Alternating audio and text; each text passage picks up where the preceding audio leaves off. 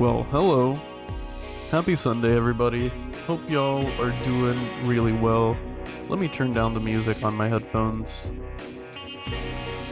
It'll probably not make a difference on stream, but I can't hear myself with the music. I hope y'all are doing well, and happy Pride Month as well. How's it going, everybody? It's good to see you all. Hello, Puri, hello, Hunter, and hello, Grasping for Gingers. Bourbon and coffee is so delicious, man. Like, oh my god. It is, yeah. It's been a while. It's been a while since I had any, like, whiskey and coffee, but, I remember really enjoying it back when I did, and, Bailey's goes so well with coffee, too, if you're into creamer. But I agree. Bourbon and coffee is a goated mix. Yo, Horse, Archie, how y'all doing? Happy Sunday.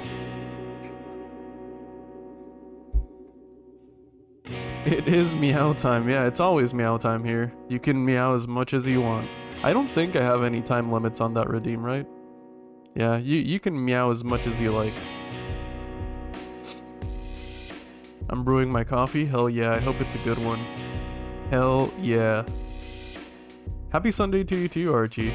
How you doing? How has the night raining been going? I was lurking in your stream last night, but I was feeling the urge to replay Silent Hill 1, so I wasn't chatting or anything. But it looked like you were having fun. How was it? I'm gonna save my points? Okay, that sounds good. That sounds fine.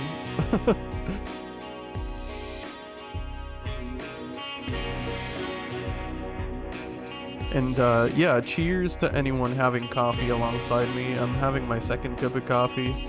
I am still feeling very sleepy today.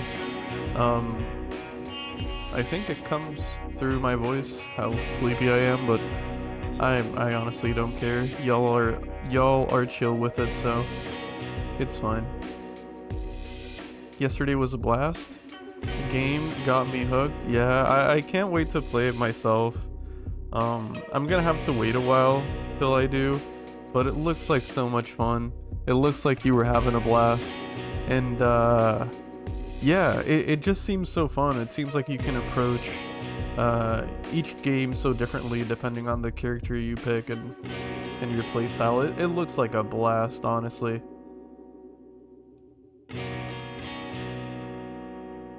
I don't think I've played any roguelike that also has like a multiplayer co-op component to it. So, goddamn, it just looks so much fun. I don't know what else to say. I'm glad you're having a blast with it. I usually only drink coffee black, but I do like some alcohol mixed in for a little spike, especially when at work keeps me from metaphorically strangling my idiotic... I feel that, yeah.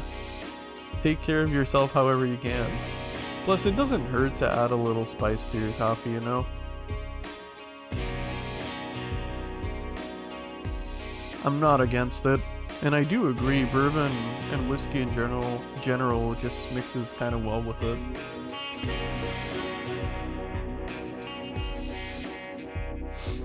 I don't do it myself on working days, because I'm pretty bad at remembering when to hydrate.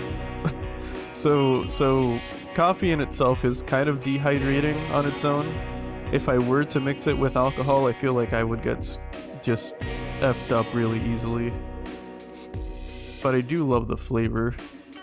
I think they go really well together.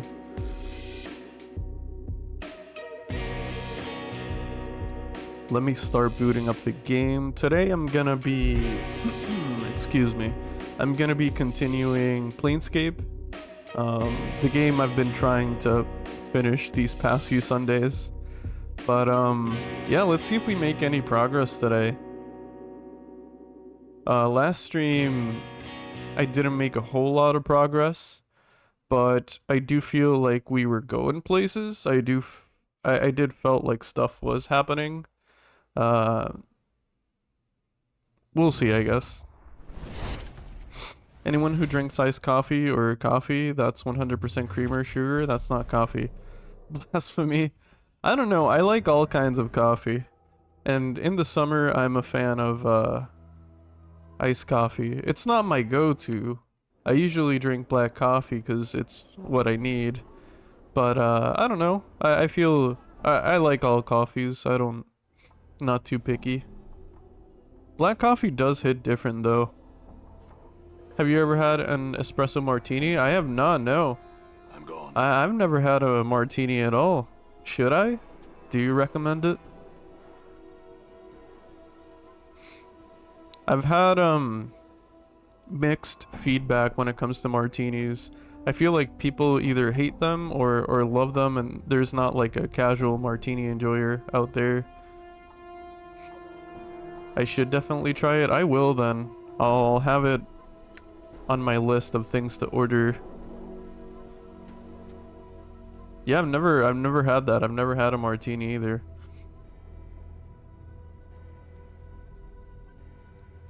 Okay. So the last thing we did was show the tattoo artist the disembodied, or what's it called? The I'm gone. the arm that I had in my previous life. I don't know what to call it. Severed arm. We showed him the severed arm, and yeah, he basically told us it's ours, and I don't know where to go with this. I don't know what I'm doing. I guess we'll just keep exploring.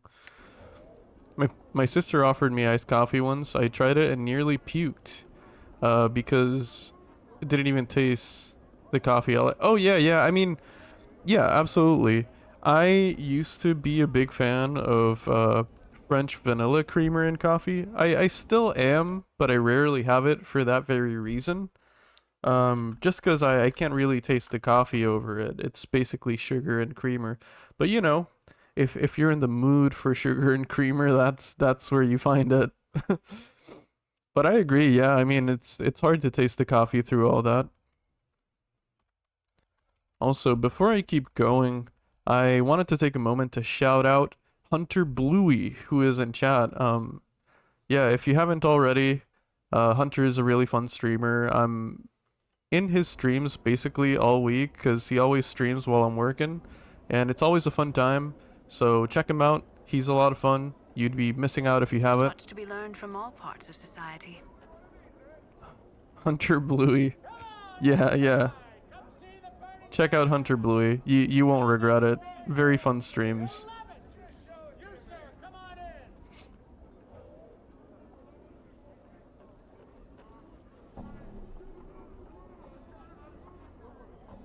I don't know what I should do. Let me check my journal.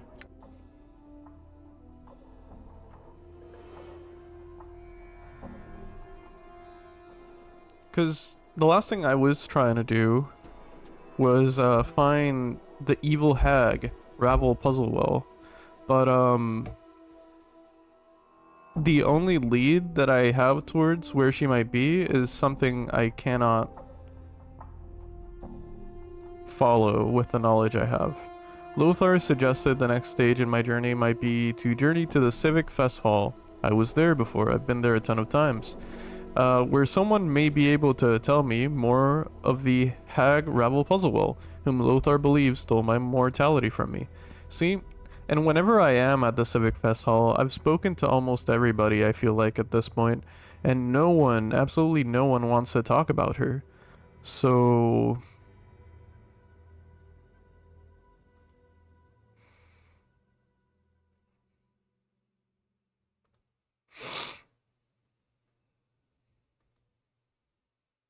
And then I have some side quests that I could work on, but the mage named Quell told me the key to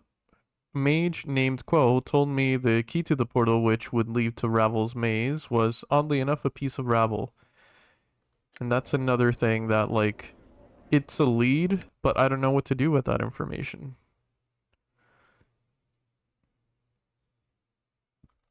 I think I'm gonna go to the Civic Fest Hall again.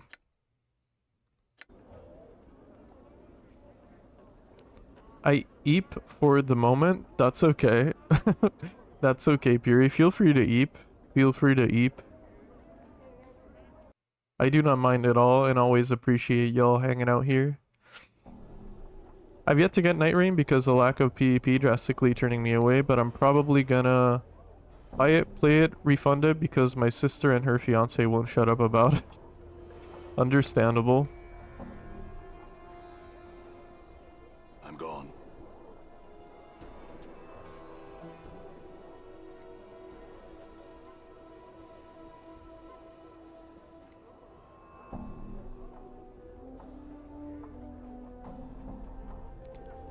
FromSoft PvP. Oh, I already talked to this person. From Software PvP can be really fun.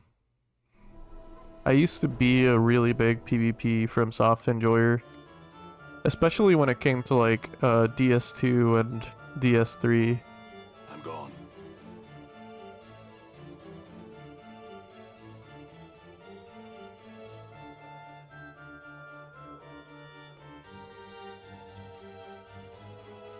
Who would be down to talk to me about Ravel Puzzle Well?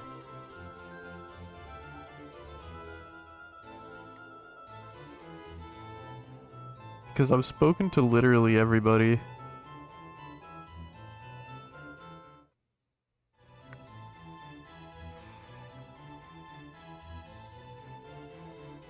Maybe I should just speak to random NPCs instead of just the named ones.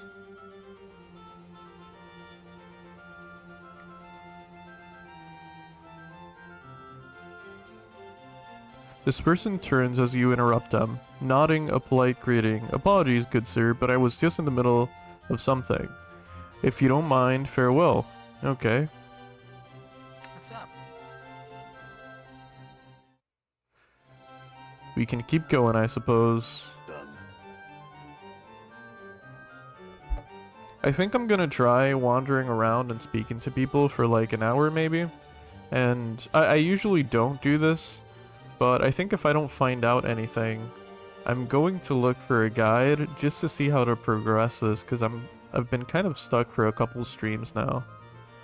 I feel like an hour would be a reasonable amount of time to find a lead. See, and then this person, I've spoken to them before. But, actually, I was thinking off stream about how I could solve this. This character here, he doesn't have a head. So he can't really help us. The beheaded man is still lurching about, bumping into walls, pillars, and the like. His false wooden head rocks precariously on his shoulders as he shambles to and fro. The headless body stops fumbling for a moment and pauses. Its hands begin to reach out as if trying to feel exactly where you are. Let it touch you. You have ideas for what you'll be doing? Are you working on more art today? Like more drawings, I mean? After a moment, its finger brushes your forearm. It clutches your arm and follows it up to the shoulder. Then your head. As it feels your face and head, its hands brush your neck, as if it were checking for something. Finally, it grabs your hand and shakes it vigorously, in greeting. You notice that its skin is cold and slightly clammy. Can you understand me? The figure makes a series of hand motions, then waits for a response. It seems like it's asking a question. What? I don't understand. The headless body taps its foot for a moment, scratching at its chin of its prosthetic head. Suddenly it raises a finger, as if struck by an idea. It points at you, then at the eyes of its wooden head, then at you again. It then indicates its wooden head with both hands, shrugs, and points at you. I haven't seen your head anywhere. The headless body shrugs, slumps a bit, and turns to amble off. Alright. So I feel like this headless person could help us potentially, but we absolutely need to find its head. That's what my current hunch is. That's where I feel like this quest is headed. Pun intended. So, let me go to the curiosity shop. I don't remember. Maybe they had a head in stock? Because I wonder if, like, just any old head would work. Actually, do I have a head in my inventory? I don't think I do. No, I don't. Yee? Hell yeah. Well, I hope the arting is fun.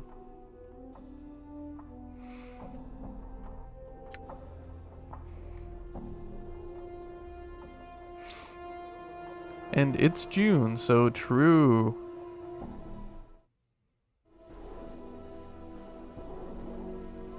It is June. Let's speak to Rashika, see what they sell. Welcome back. Here to buy something? Yes, I am. Let's see, exotic items. Fiend's Tongue, Gorgon, the Gorgon Solve, Metallic Figurine, Monster Jug. Let's look at the other. Baby Oil, Deva's Tears, Middle Store.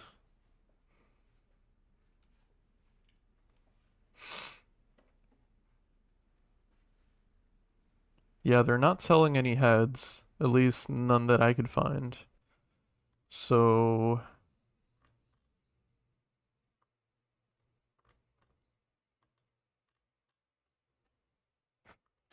there's another shop around here, right? I thought there was. Linguist's Home. There is an art and curio gallery. Maybe I should check there. Advocate's Home. Taylor. Let's check the apothecary. Maybe they know something. We can always check the museum in a second.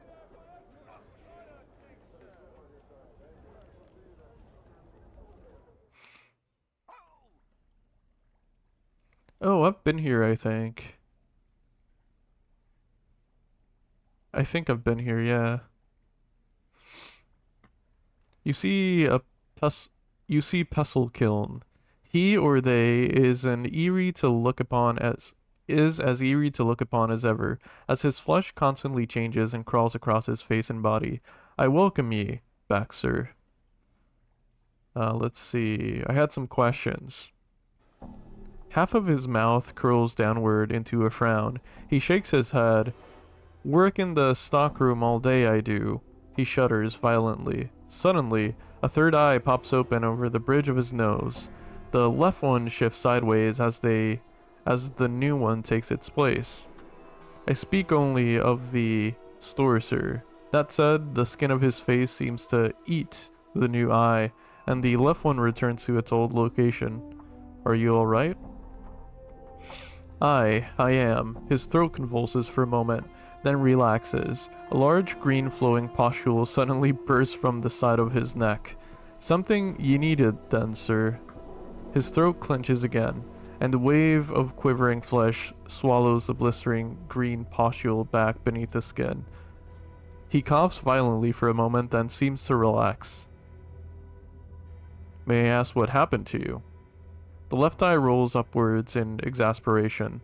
The right eye looks askance. Too much to drink. Too much of what? Potions. I drank too many potions. His mouth slides down beneath his chin. His left nostril forms another one. The most I ever drank, that's for certain, of polymorphing. So he's in some sort of polymorph limbo, it seems. Anything I could do to help? The man's eye turns inwards to look at each other. Then back to you. Don't know, he shudders. The mouth below his chin moves up to envelop one of his nostrils formed. This sort of thing happens quite often. He can't seem to help but sample the stock if you find a way to help. The two of us would be grateful.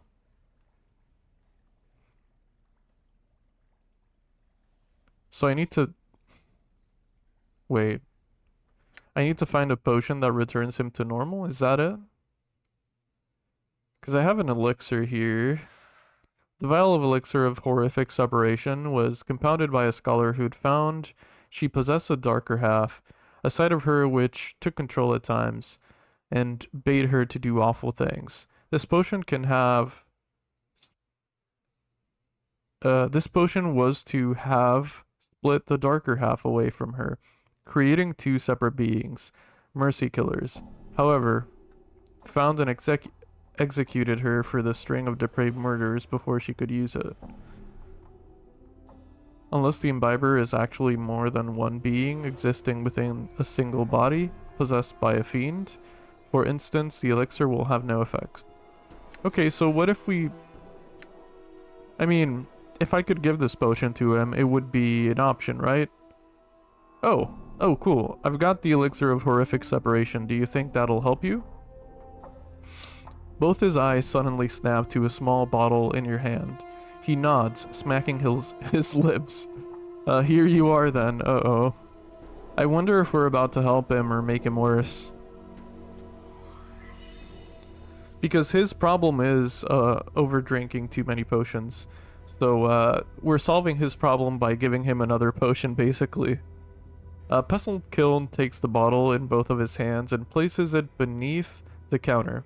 His left eye focuses on you, while his right eye and hand concentrate on scribbling furiously on the counter top. We can use... Oh, this is him talking. We can use this to make something that'll fix us. Right on up. Now, if you'll give us a moment, when we got it all worked out, we'll make you some healing stuffs for reward. He turns to head back to the back of the shop. All right, farewell for now.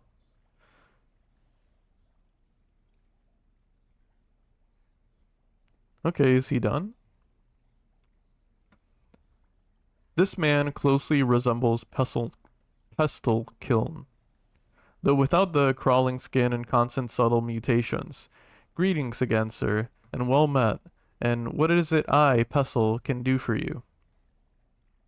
I was hoping to get some healing concoctions. Yes, of course, your reward, Let's see now. I'll manufacture them for ye for nothing, of course, but I'll need the proper ingredients. An Oni's heart, or powdered hematite, or the hair of Deva, or a thread from an Asimon's robe, or the blood of regeneration. What the hell? Such a troll, or actually my wounds heal very quickly. Pestle raises an eyebrow. Do they now? Well, then your own blood just might do. Here, give me a sample if you would. After drawing a small quantity of blood and retreating to the back of the store, Pestle returns with a number of what appear to be hardened drops of blood. Placed upon one's tongue, these clot charms will heal existing wounds and aid in preventing a new ones for a time. Thanks, Pestle. I had some questions. My humblest apologies, sir, but I only speak of the store. Besides, I rarely leave the place, you see. You'd better off finding another answer to your questions. Okay. Alright. Well, I guess that side quest completed. It didn't get us very far in finding Ravel, but that's something, right? We got 10 clot charms too, so that's good.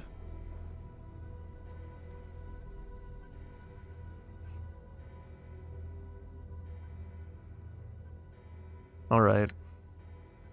Anyone else here I can talk to? Oh, wait. Pestle and Kiln were two people combined into one. I did not realize that for a moment. Okay, let's talk to Kiln then.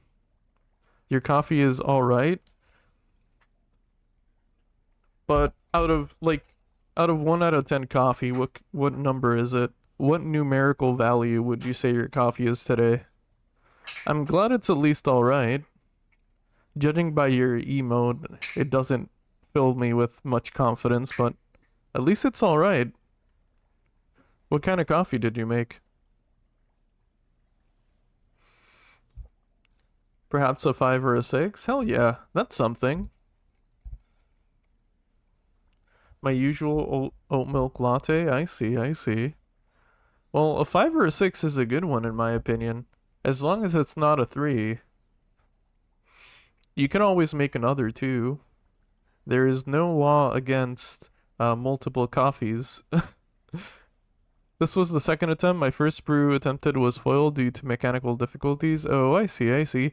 How are you making them, if you don't mind me asking? Are you using a pour-over coffee maker or like a mocha pot? An AeroPress. Let me look up what that is. Not sure that I know what that is.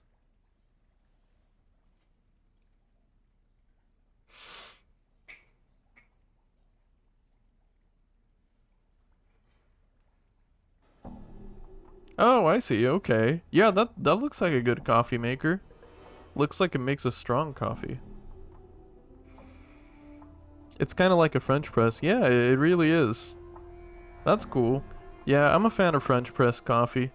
I used to use one for the longest time. It wasn't until recently that I switched over to a drip coffee maker.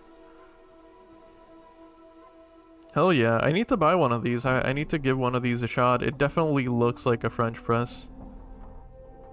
It's very good, but there's a reason 10 out of 10s are so cherished. I feel that, yeah. What do you think affects the flavor of your coffee most? Like the amount of grounds you put in? Or what do you feel like is the biggest determinator of how good it's gonna be? Because if you're using the same ground coffee or coffee beans, it shouldn't deviate too much. At least I feel that way.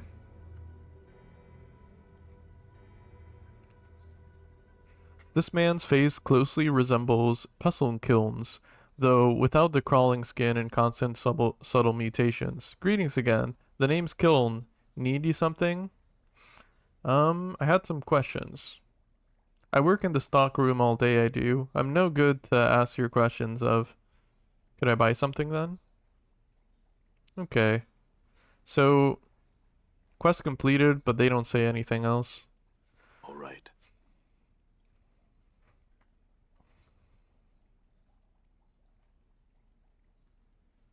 I think the quality of beans I got. The beans today were from a pretty good coffee shop, but not my favorite. Oh, I see. Yeah, no, that'll definitely make a difference. I understand now. Well, if anything, even if it's a 5 out of 10 coffee, I hope it fills you with the energy you need and the soothing buff to get through your day. I hope the coffee still helps. I'm gone.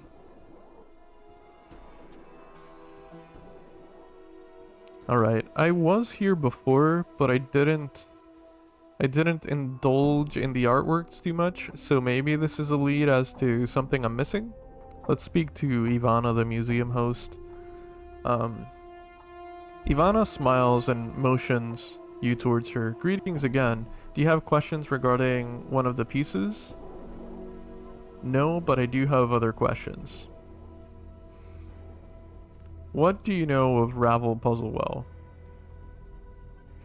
She is a night hag, one of the eldest Grey Sisters of the Wastes, who came to Sigil many centuries ago to pursue arcane experiments. It was believed that these experiments were against the lady's will, and that Ravel was thus banished from Sigil, imprisoned within one of the lady's mazes on the ethereal. Wait, what? On the ethereal, where her body rests to this very day. Go on. Ravel was said to have been the master of riddles and puzzles, but it was believed that one question in particular, was said to have plagued the ancient night hag. What can change the nature of a man? Go on. She issued a challenge to any who were interested. She promised to instruct any who came to her in her craft, if they could only answer the question to her satisfaction. If they could not, they consented to be her next meal. Many died coveting Ravel's teachings, and it is believed that until her final hours in Sigil, Ravel never discovered the answer to her question. Ravel's crime was believed to be some means of trying to shatter the cage, trying to crack open Sigil itself, for some unknown reason. Ivana sighs. This is all I know of her. Okay. Well, that gives us a lot of context, but doesn't get us further in finding her. Alright, let's check out the art pieces. I think the quality of beans I get. Oh, I read that, sorry.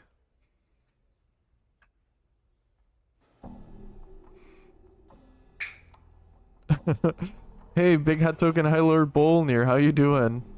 Stream today? Stream today, Queen? Show your feet on stream today, Queen? No feet cam today, but how you doing, Big Hat? How's it going? Happy Sunday. I'm doing pretty good. A little stuck in this game, but doing good, honestly. It's been a pretty good Sunday. How you doing?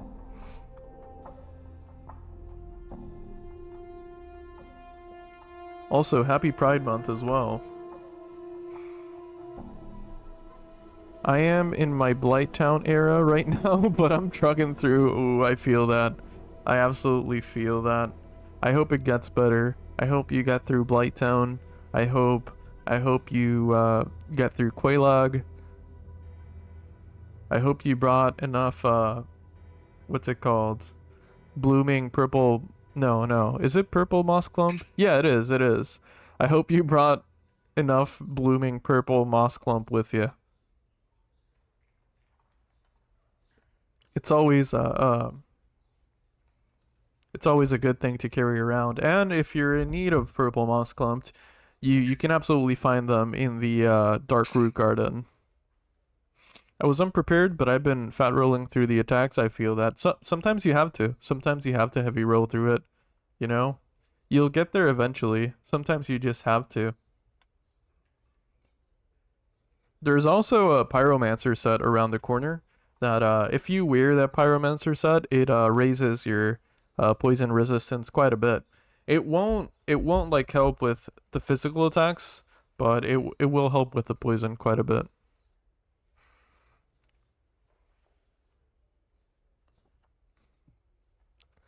Jokes aside, I didn't know that. Oh yeah, it does. Yeah, I don't know. When I first played through Dark Souls, I made the mistake of like using RPG logic in the sense that like wearing a lot of armor helps. But you know, Souls games are just kind of a different beast. So once you realize that light armor and rolling is a lot better or just a lot easier, I don't know. You learn these things. But yeah, Pyromancer set good against poison. Has more status resistances in general, if I remember correctly. Armor good, but like if you can't fast roll, it's better to just do pyromancers or other armor. An animated bloody iron chain coiling and uncoiling itself. The chain itself seems to bend and weave like the spine of a snake. A small placard reads, "A chitin's animate chain from jangling hitter? Touch the chain." The chain is slightly warm to the touch, as if it were alive. You notice that various barbs, tiny hooks, needles, and other small sharp bits are welded along the chain's length.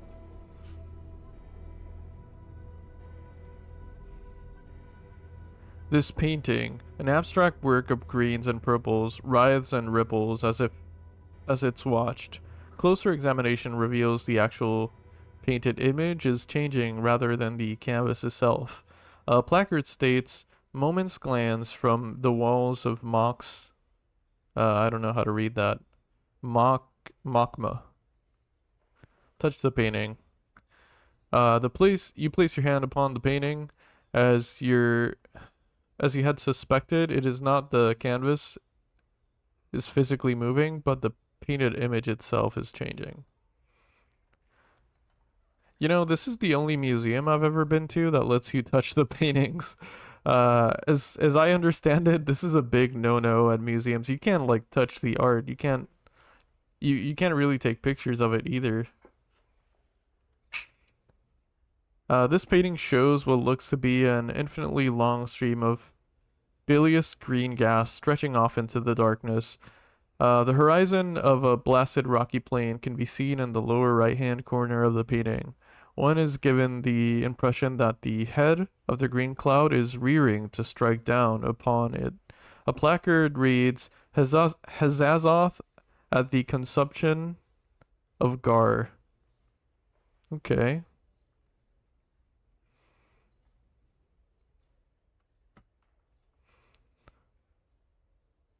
A painting of tall, black cliffs against a blood-red sky.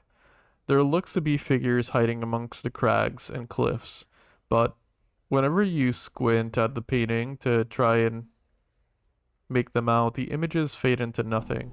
A placard reads, Outland Raiders. A massive horn of beaten lead, wound with brazen chains. The horn is horribly mangled, as if some tremendous force had crushed it. Jagged blades protrude along its length, almost as if it were meant to be used as a club by some gigantic creature, as well as a battle horn. A placard mounted beneath the horn reads, Cleansing Horn of Acheron. Put your head against the wall. Try and blow the horn. Try as you might, you can get no sound to issue from the massive horn. Your lips come away from the mouthpiece tasting of blood, smoke, and metal. I wonder if we'll find something related to Ravel here, because that's what it seems like it's gonna happen. But we already spoke to the host about Ravel. Guess we'll see. A brilliant ruby statuette stands on this pedestal, carved into the image of a winged humanoid. The figure is either demonic or angelic in nature, but it is difficult to tell which, because it refracts the light in the Galleria strangely. There is no placard indicated what exactly the statuette is. Huh. 80% of the time they have glass between the canvas and the frame. That sucks because the lights will reflect. Yeah, that's true. That is true. And hey, Leary, how you doing? Happy Sunday. Welcome in.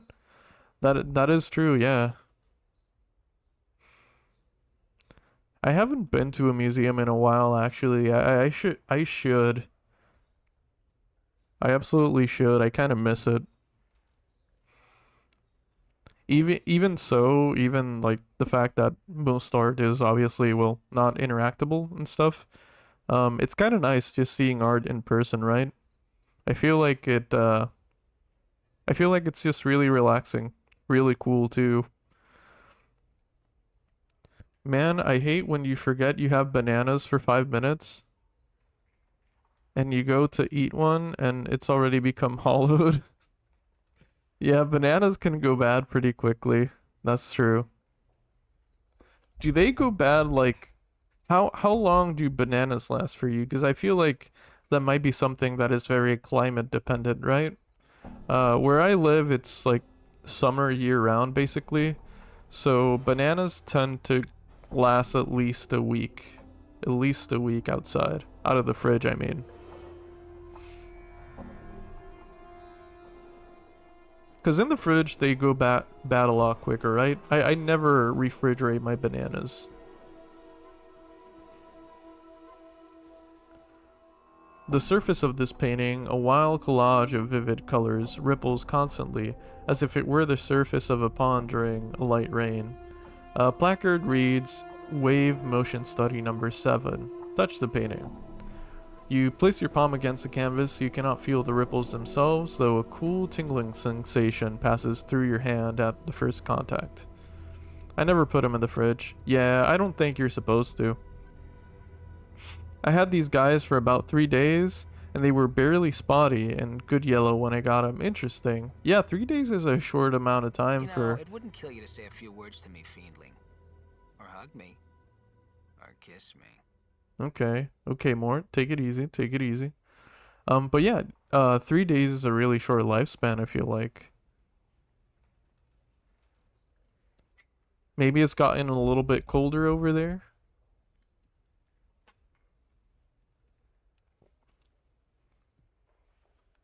The statue looks like it's about to make some angry proclamation. The sculptor had captured the essence of fury magnificently. The chiseled tension lines around the neck and forehead alone must have taken many long months to correct. Fine cracks run along the entire statue. There is a plaque attached to its base. Read the plaque. The plaque reads, This statue is believed to be the final fate of the Ethersarian sorcerer Gangro Gangro Gangro Ihidon. I don't know how to say that, but yeah. Uh, Attacked by a conclave of rival sorcerers at the height of his dream madness. He was imprisoned with a spell that turned his flesh into stone. Yeah, that's what I was about to say. I was about to suggest that this is not a statue, but a petrified person. Interesting. Uh, Gangro is said to have been frozen with a final awful curse still upon his lips. A curse so terrible that it was never meant to be spoken by the lips of a living man. Examine the statue. Examine the cracks. You carefully examine the cracks that run like a network of fine black veins along the statue's surface.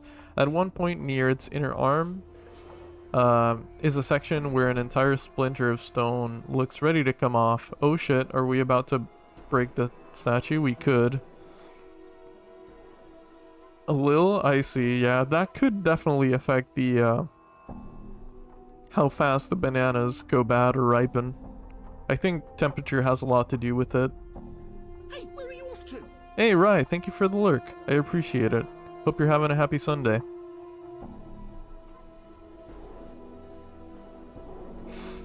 Alright, I think we're done examining the statue. I'm just gonna break the piece off of it, see what happens.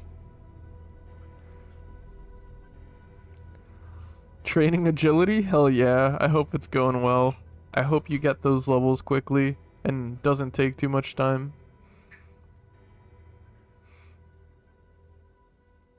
Need more marks of grace, I feel that. I'm working towards the graceful outfit too, but I'm too lazy for agility. It's not AFK enough for me. Also, I know you're lurking. Feel free to not respond if you don't feel like it, but there's a new update in RuneScape. I don't know if you heard. The bonfires, the Forester's fires now give you the same XP that you would regular fire making. So yeah, if you needed to level up fire making, you can just do Forester's fires now. They give the same XP per log of wood, and it's more AFK. It'll just yeah, less clicks basically. It takes like 2 minutes to burn a whole inventory, so that's the downside. It's like 2 minutes per each inventory, but it's more AFK, so I feel like it's a win-win in a way. Oh no, you already have 50? Okay. Fair enough, fair enough. Yeah, I got 99 fire making now, and they just released that update, but hey, I'll take it anyway. Bad bananas are usually the result of poor parenting. I technically, yeah, I mean if you leave them in the cold for any amount of time, they go bad pretty quickly. Yeah, technically true. But also bananas that are like close to going bad, you could use for like banana bread. So you could save them technically if they get really spotty. At least that's what I've heard. You can only use like spotty bananas for banana bread.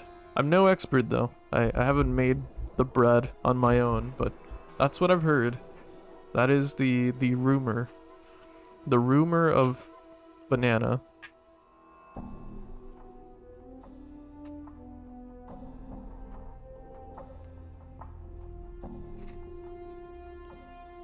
You reach for the section of the forearm where the cracks have formed. Grip it firmly and yank. To no avail. You'll need a hammer to break the stone. And a small one. The limited space between the statue's arm and body means a large one. Huh? Wait, what? You'll need a hammer to break the stone. And a small one. The limited space between the statue's arm and body means a large one. What do you mean? Do I need a small or a large one? One suitable for combat, for instance. One. Oh, okay. Fair. So just a hammer that's not a combat hammer. That's what you're saying. Fiori, good morning. How you doing? Happy Sunday. How are you feeling after your birthday week? How's it going? It's good to see you.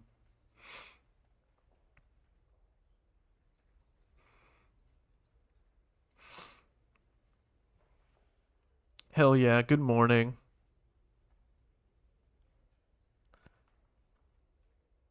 Do I have a hammer? Like a normal sized hammer? I don't think I do. Oh, I do. Work hammer. Okay, that's freaking convenient. Let's try that again. Now I have the hammer in my inventory. Examine the cracks, break a piece off.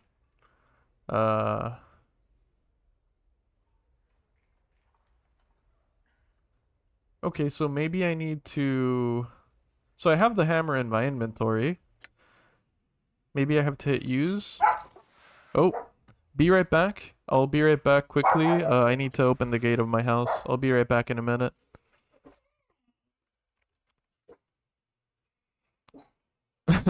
Lilo says hi back. I'll be right back within a couple minutes. It shouldn't take too long.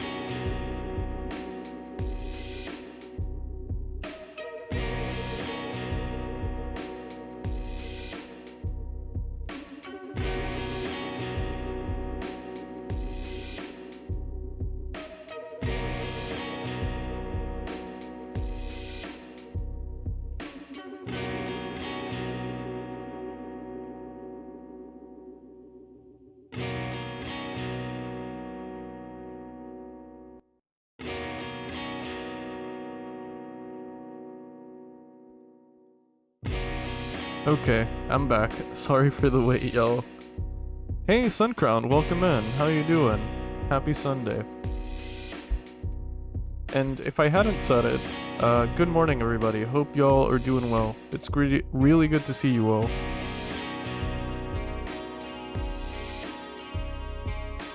I spent the majority of yesterday knitting and watching the last season of The Handmaid's Tale. Nice, hell yeah.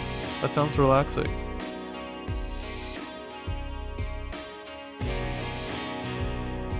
I'm good and had a great birthday. Nice, I'm happy to hear that. So many birthday in 1 week. Who, I mean, if I know them, I guess. Or, like, who else had a birthday this week? I think I only knew of Fury. I'm not sure if I know anyone who had another birthday.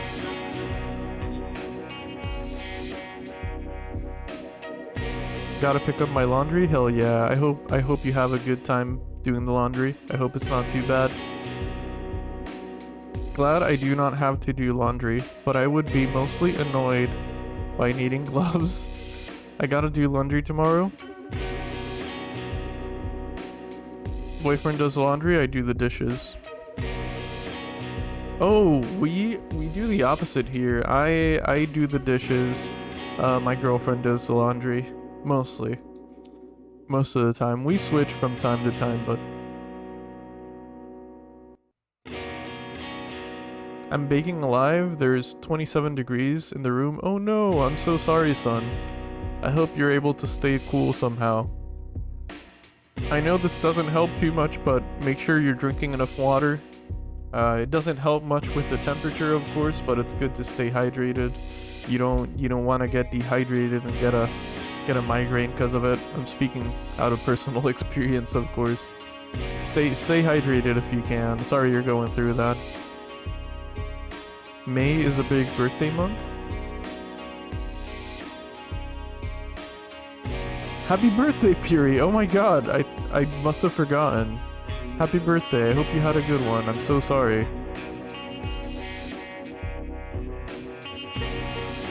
I'm allergic to washing powder. If the laundry is still wet and has traces in it, I'm just red and itchy to hell. Oh no, that sucks. I'm sorry. Yeah. If that's the case, no wonder laundry's difficult. Happy late birthday, Puri. I think I remember now having told you, having wished you a happy birthday. I'm so sorry. My memory is fickle sometimes. Or most of the time, honestly.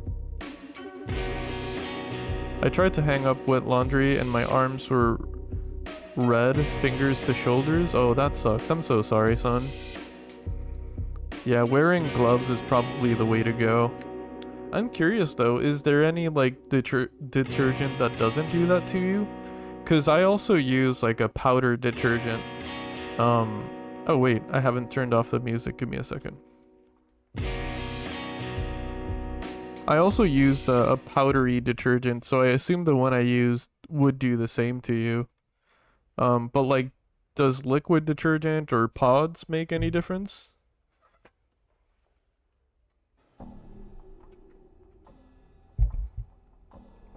For me, my best friend, my brother, my sister, my uncle, my aunt, and now my newest... Oh yeah, that's true. Your nephew was born recently. That's true. Only like a week apart from you, right?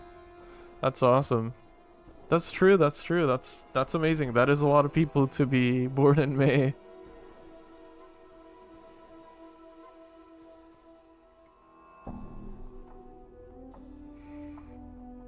There was other stuff, and I just put on the dry t-shirt after it was washed. Oh no. Yeah, that does sound bad. Normally I can handle it when it's dry. Oh, I see. So it's not like... Is everyone ready to go? So, like, liquid detergent is worse than... Yes. In enduring, grow strong. When I lived back home with my family, we would usually have one birthday dinner for me and my sibling birthdays. That's kind of cool. I like Time is that. precious. Let us not squander it here.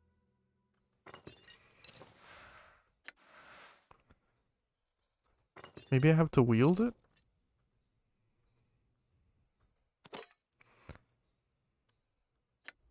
I think as a kid, I would have been mad if I had to share my birthday. As an adult, I feel like that's a cool idea. All right. Like I wouldn't mind it now. Uh, but yeah, I don't know. Sorry, I went to like wondering how I would feel about that when I was a kid. Um, I hope it was fun for you though.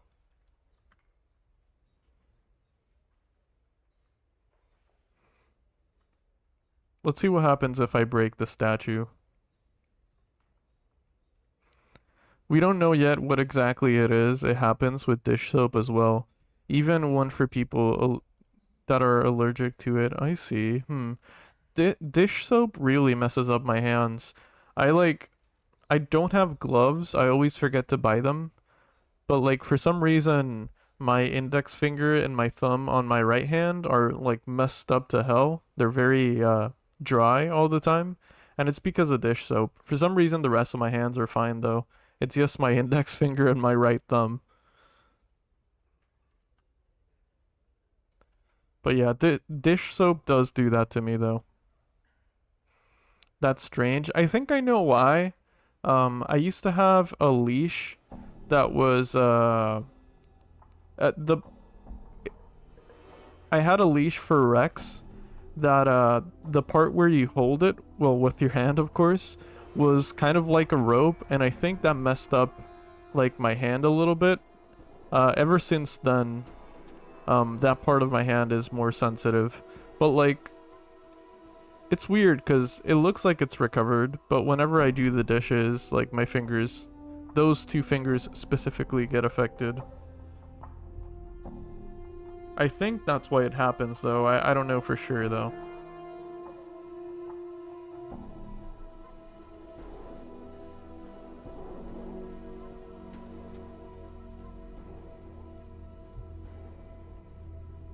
It's a very specific experience, I feel like.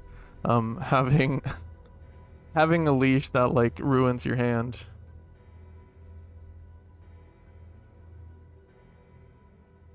Huh, interesting. I have a hammer, I have it equipped, and it's not doing anything. I feel like this is the hammer I would need, worker's hammer. This is a heavy work hammer. It has a long handle and a metal head that looks like it could shape steel and crush skulls with ease.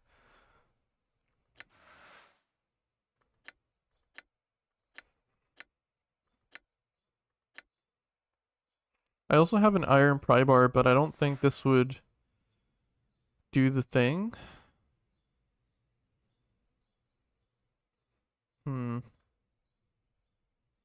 Maybe I could try anyway, right?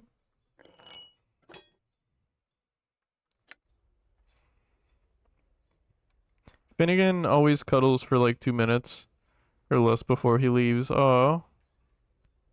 Some cats are like that. Some cats can't cuddle for a long amount of time.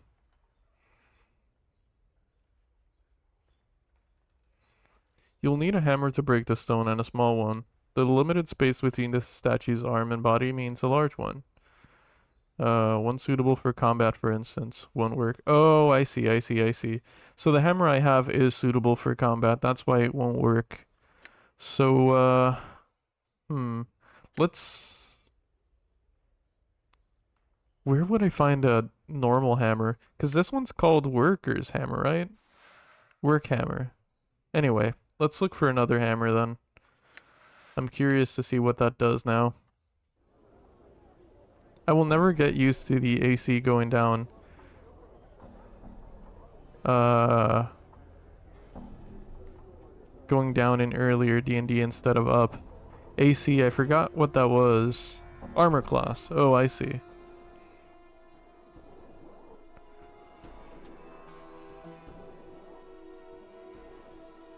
Wait.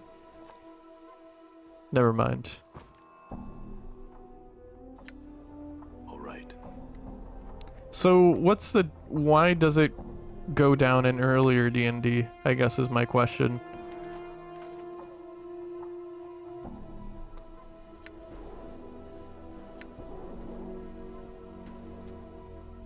Apothecary, Curiosity Shop, Tailor, Undersickle, Advocate. Where would I buy a hammer? I guess we would need to go to, like, the market section. I forgot what it was called. Let's see if we can find it. My birthday was great. My close ones remember, and I finished a special for myself that day. Ooh, a special? Do you mean like an art project? The Hive, the Hive. I don't remember where the shops were. I'm gonna travel here and see what happens. No, this is not where the shops were. Okay, let's try another place. Done.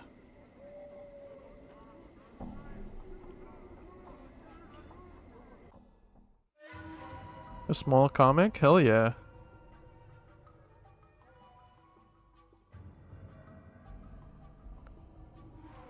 Was it Lower Ward, perhaps? Oh yeah, I think this is it. I think this is it, actually. I think this is where the market was. Yeah, let's speak to the clerks, see if we can buy a hammer.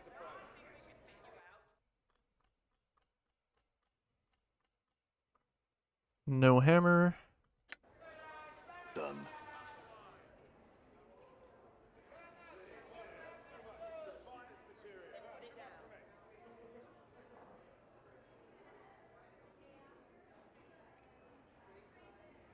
I think I'm gonna hurt my hands from how much I'm knitting. Hey, if it's fun, I think it's worth it. As long as you don't hurt them too bad, that is. Different system and calculation of stuff in modern D&D. It's as easy as you need to roll this number to hit a person. Oh, I see. Okay.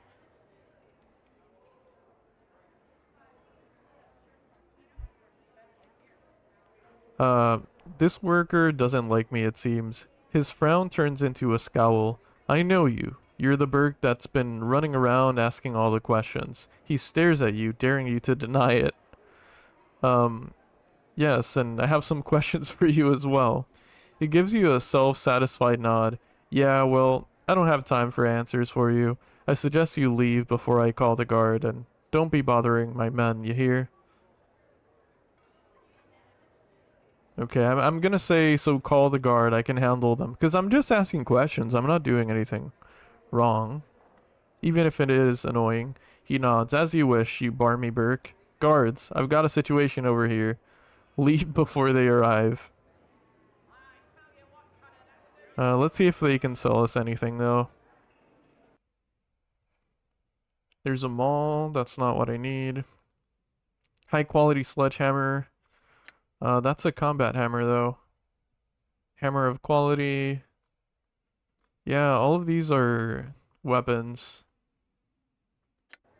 Actually, let me read that description just in case.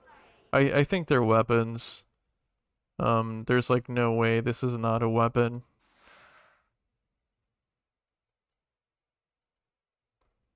Yeah, this weapon is dangerous. Yeah. Okay.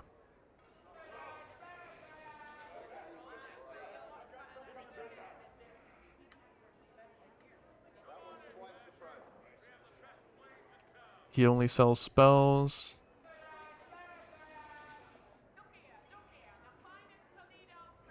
Market worker.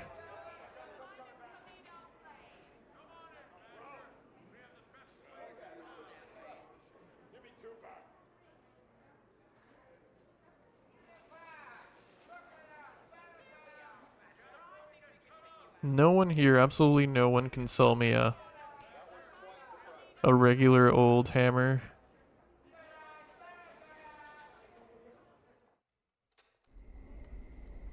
Okay, what else is around here? Marketplace, siege tower, print shop, warehouse. Maybe the warehouse? Done. I think I've been here, but I don't remember what is in the warehouse. You're looking for something called a forge hammer. Oh. A forge hammer, you say?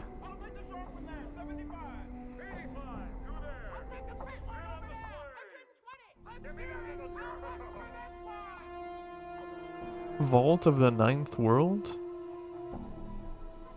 I haven't been here, actually. What the hell is this? Welcome to the Vaults of the Ninth World. How may I serve you on this fine day, Sigillian? What is this place? The Vaults of the Ninth World is pleased to serve as a warehouse for Lower Ward and all the sentients of Sigil. Our motto is, when one world just isn't big enough, we provide storage space for those that have little to spare. So this is basically a storage unit place, huh? Our prices are competitive, our service exemplary, and our courtesy to customers is known throughout the plains. That's kind of cool. What are you? I am the voice of the Vault of the Ninth World. I am here to serve you. The customer instruct me in what you desire. Let's see. I'd like to claim something. Maybe the reason I'm choosing this is because, well, as we've played this game, as I've found out more about my history in this world, it seems like I have previous incarnations, so I wonder if like a previous incarnation of mine has well, stored something here, so let's find out. That'd be interesting. And what was it you were looking for exactly? I was looking for a large bag of coin. We have a bag of coins, like the one you described, sir. I'll just need to find out one thing from you. How much was it? Oh, shoot. Somehow this guess feels right. 1,123. Okay, let's do that. Here you go, sir. Thanks for storing your goods at the Vault of the Ninth World. Can I get anything else? Okay, so it turns out we had stored 1,123 coins in here in a previous life. At least that's what I'm understanding. Answer a few more questions for me.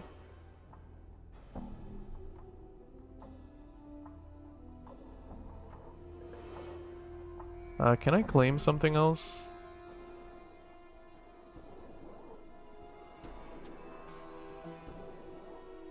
That item has already been claimed. Would you like to claim something else? Yeah.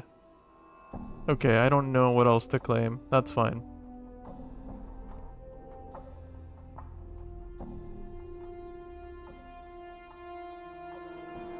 So I can store stuff here as well, huh?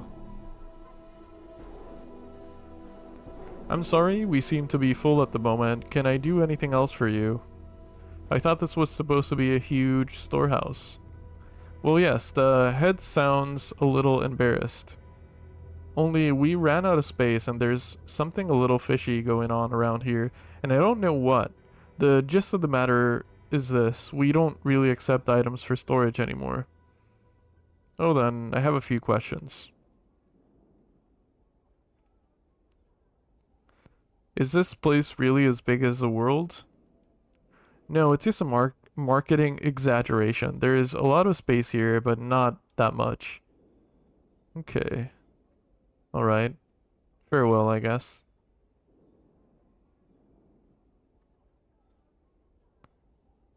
There's a few NPCs here as well that I can talk to. You see a thin, skulking man. His long, nimble fingers quiver slightly, and he has trouble meeting your eyes when he talks to you. You startled me. I haven't seen you around here before, stranger. What do you want from me? Who are you? I'm Conal. I work here. And what is this place? He looks at you carefully to see if you're joking. It's the Vault of the Ninth World. It's a storehouse. Didn't you read the sign when you came in? Not that carefully. Who are you? Okay. I don't think they have anything else to say. What about Otis here? You see a hulking man, dull-faced and slack-jawed. His muscles, however, are truly a sight to behold. He regards you steadily with his dead eye. Hmm? Who are you? No talk. Talk, Lena. He waves his oak-like arm at the woman supervisor. Just a few questions? No talk. He seems agitated. Alright, farewell. You see a middle-aged woman, her face care-lined and compassionate. She looks like she's led a hard life. Can I help you with something, stranger? Who are you? I'm Lena. I supervise these other two. She waves her hand at her companions. What is it you do here? This is a storehouse. I'm the supervisor. Things get stored here. Things get taken out of here. She shrugs. Not much to tell, really. Okay. Done. I'm done annoying the employees. I can get going, I feel like. Coffee time? Hell yeah. Enjoy that coffee, Fury. I hope it's a good one.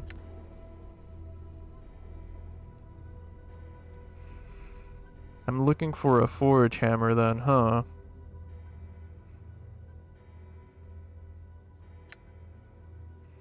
I'm trying to think if there was like a blacksmith somewhere that maybe would have a forge ready, but apart from the marketplace, I can't think of one. So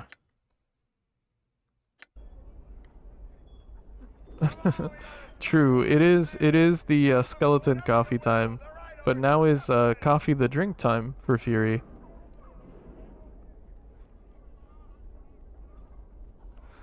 Actually, speaking of which, I'll be right back. I'm gonna get some more coffee. I won't go back to the be right back screen because it'll be like less than a minute. I'll be right back.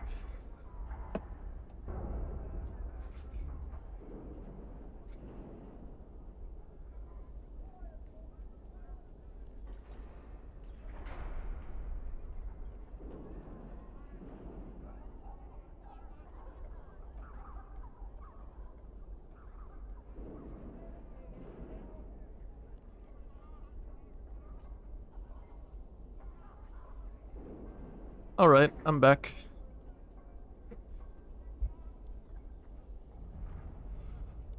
When will you bring out Bones coffee beans? What do you mean? I'm a little confused. Oh, like when am I gonna release my own coffee?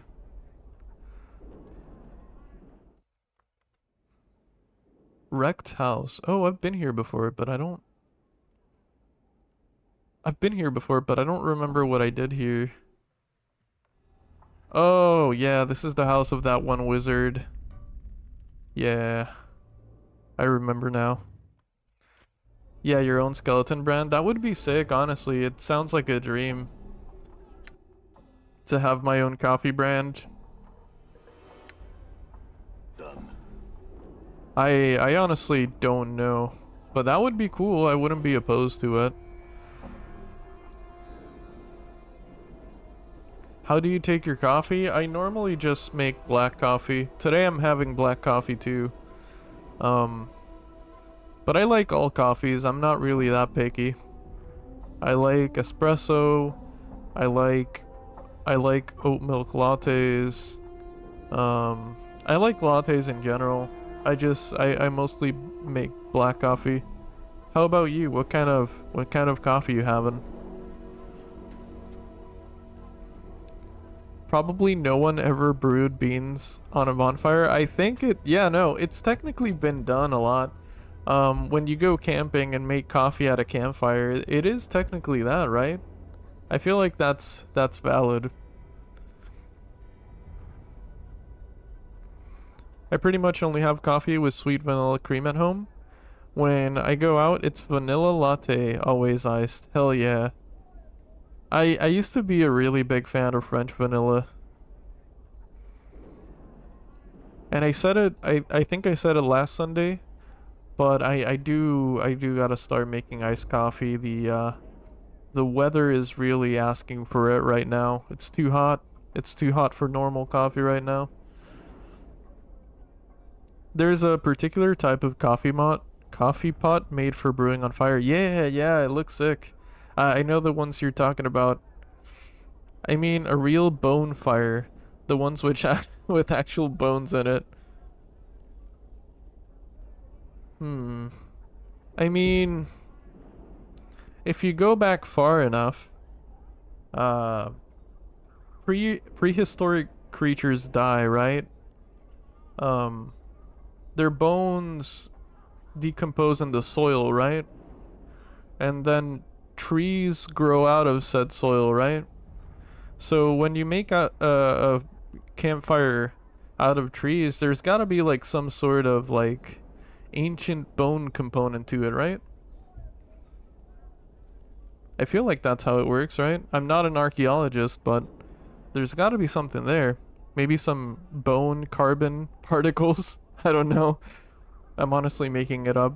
Hey, Witsy, how you doing? Welcome in. Happy Sunday. I want to make a cold brew, but I also don't have room in my freezer for ice cube trays. I feel that. I've got too many frozen veggies as well. I have ice cube trays and I always forget to fill them up. I never make ice. I'm so bad at it.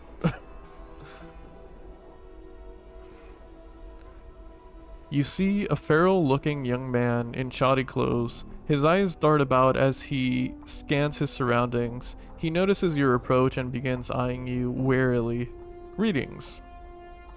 He looks you up and down, then glances about, returning his attention to you. He gives you a wicked grin. You'd best have a good reason for disturbing Lenny. I have some questions. He laughs at you. I ain't no tout. If you got questions, go find one. He smiles. His smile broadens. You'd best push off before I have to bleed you. I just need to ask a few questions.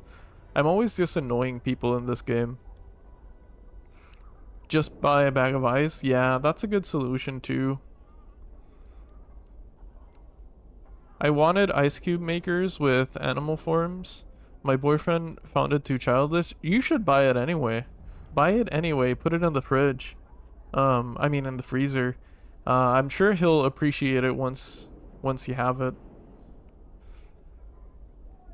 Nothing makes a drink better than like ice cubes in the shape of something. I've seen those cool ice cube trays that make your ice into skulls actually, and now I'm thinking of buying one. I think that's more of a philosophically metaphorical question than scientific. Are we vegetables? Are we sun and air? Is water dirt? Is poop food? Yeah, yeah, you're right. You're right. Absolutely. Absolutely. You're right. Because technically manure is in vegetables, right? I mean, it grows out of it. So yeah, technically every campfire is a bonfire in a way, right? Wiener ice cubes? I think those are a thing too, yeah. I haven't looked into those, but technically, yeah. There's gotta be a thing, right?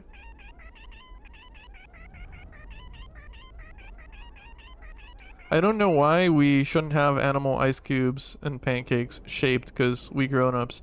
Yeah, no, I mean, you should absolutely make just day-to-day things more fun if you can. Don't fall for the grown-up propaganda. Make things fun and whimsical again. Absolutely.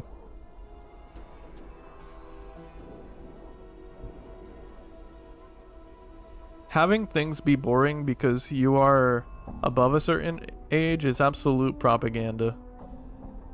Not metaphorical. Oh, did I read that wrong? Oh yeah.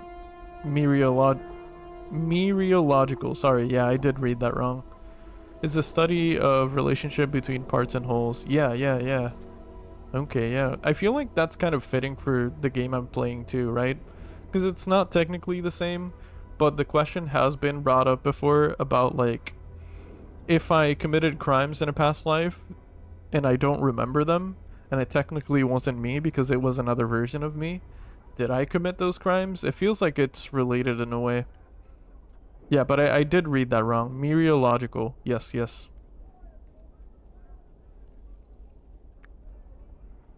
That is really interesting, yeah.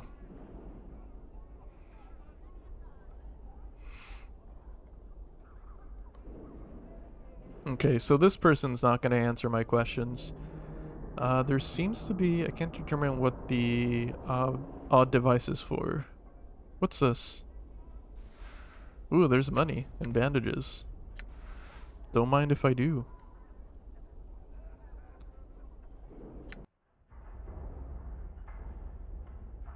Print shop. Maybe... God. Maybe there's a forge hammer in the print shop? It feels like a long shot, but...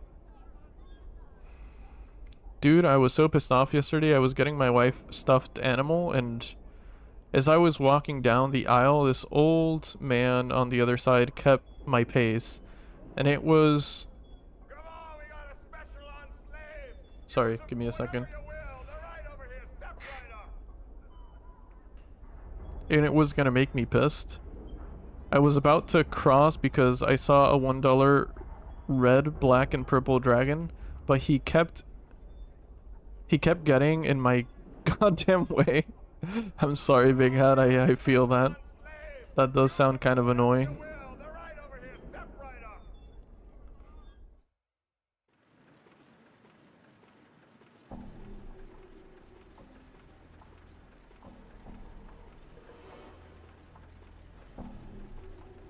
Okay, this person seems to know me. Their name is Scofflaw Pen. Well, if it isn't the Devoured of Time himself, do you actually want something this time? I have a few questions. Do they have to do with work? Well, no. Then you're wasting your time, and mine. Good day. He turns down to his desk. Don't ignore me.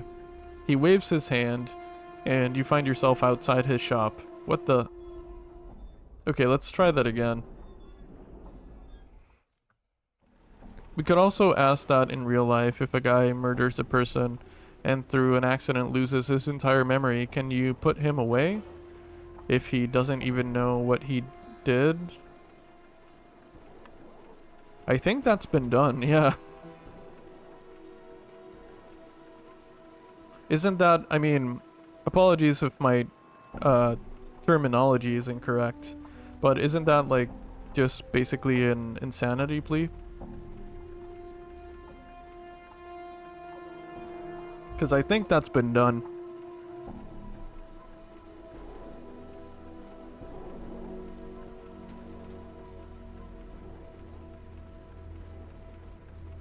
Human, what would be the right terminology?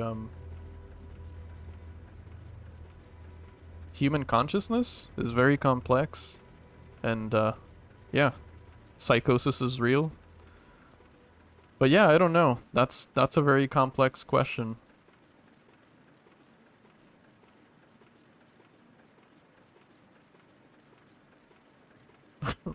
Oh dear, have you come to threaten me again? He seems supremely unconcerned. That's amazing.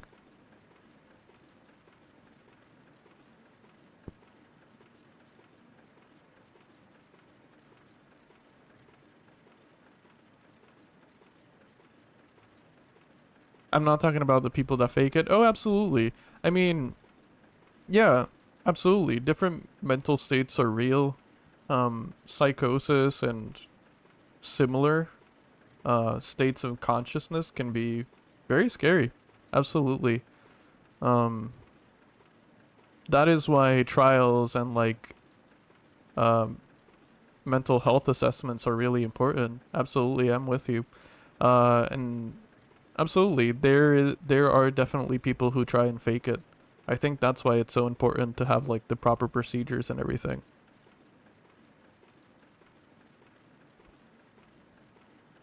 Make him uncomfortable with direct, unwavering eye contact. You know what does piss me off a lot? When someone's in the way and you like politely say excuse me or something, and then they get pissed off about it because you politely ask them to like move and you actually and this is coming from personal experience, of course. It pisses me off when I tell people excuse me and they get pissed off about me saying excuse me. Like, what else am I supposed to say? It's so... Anyway. It's so annoying. Sounds like weird flirting. Having unwavering eye contact. What even? Yeah, I went on a random rant there. I was at the supermarket once and this person was in the way of the fridge I was trying to get my stuff from, and they were just standing there. They weren't even like looking or anything. They were just literally just standing there on their phone. And I just said excuse me and they got pissed off about it, so I just ignored them. Get the fuck out of my way, I guess. Yeah, exactly. Exactly. I'm too nice to like say something like that though. In the moment, I'm like just always too nice to say anything. It kind of sucks. But yeah.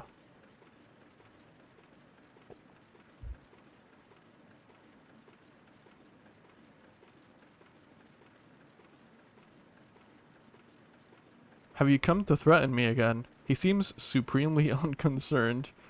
I'm gonna threaten him just cause it's kind of funny. Transport me like that again and I'll kill you. He waves his hand and you find yourself outside the shop. Oh, he locked the door. Oh shoot. Okay. I can unlock it, I think. That's really funny. He locked me outside. The mechanism that operates... Oh shit, I can't open it? The mechanism that operates this doesn't have... I can't read quickly enough. Conventional lock and may be warded against simple spells. Shit. Okay. So I can't unlock it with Ana, but can I...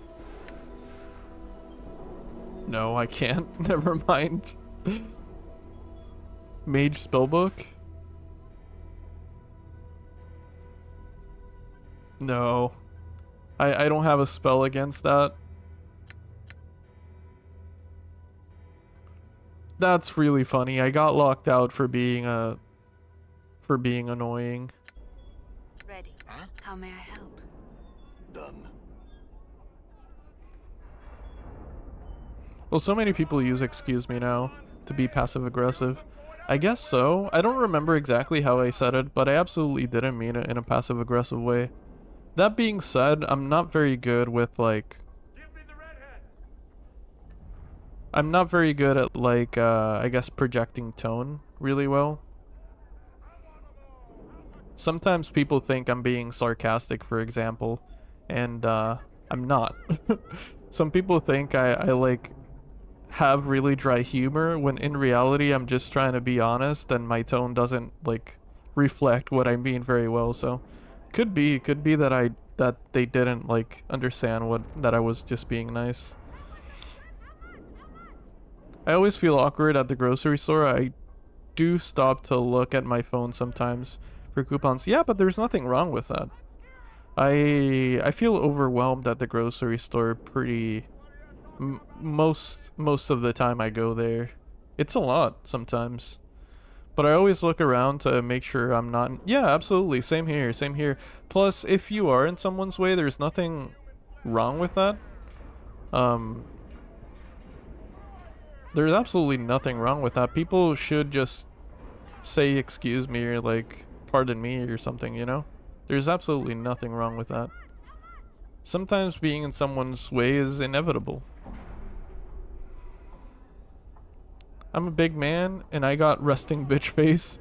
It's my caveman forehead and most people get out of the way, but I don't know if he was doing it by accident, but literally he kept moving when I did. That's funny. It's all in the town, I think. How about pardon me? Yeah, pardon me is fine. I tend to be accidentally in people's way.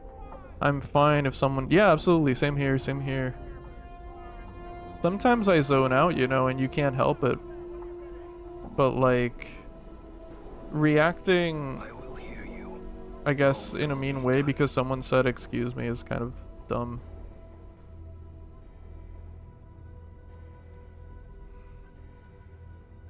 That one lady was excuse me, princess. Sorry, that it just made me think of the old Zelda TV show. I'm allowed to take up space? Exactly, yeah. There's nothing wrong with that. It really sounded me. Yeah, but I absolutely did not say it like that.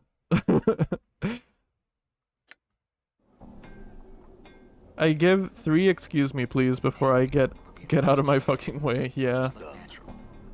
I feel that. I feel that.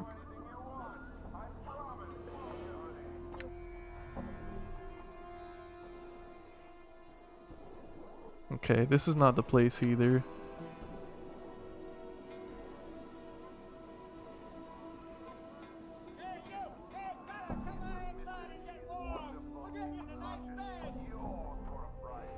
So Ragpicker Square is not it. The Buried Village is probably not it. Worth checking, I guess? I don't think this is the place I need to be, though. I was here a long time ago. Leatherhead's home. Seamstress. Quint's shop. Maybe Quint has a forge hammer for me? Hey, Puri. Hello, hello.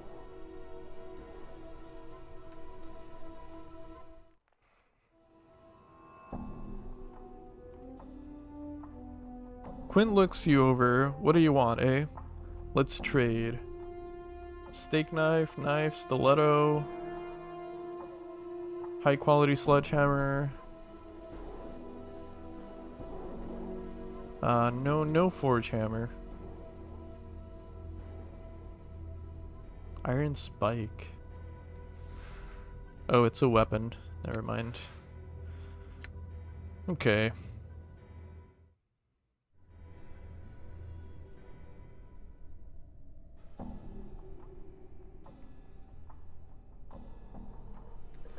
But here it's too, like, depending on how you pronounce it. It's either excuse me or it means how dare you. Oh, I see. I mean, it could be said in English in a passive-aggressive way as well. That's interesting, though. How dare you is a little bit more specific. Weeping Stone Catacombs. That's not where I'm trying to go. Oh shit, I can't teleport out of this place, can I? Anyway. One thing I should draw. Oh, whoa. What should you draw? Some people just don't read tone well. They, like, have a belief that everyone is out to be rude to them. Yeah, absolutely, that's true as well.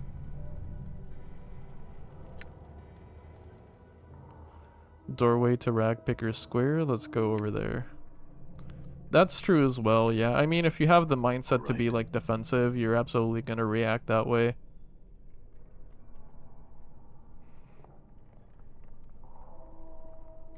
I need to launder. I'm doing laundry tomorrow. No, I think Horace is talking about laundering his laundry. Hell yeah, happy Pride Month. It is the month of Pride.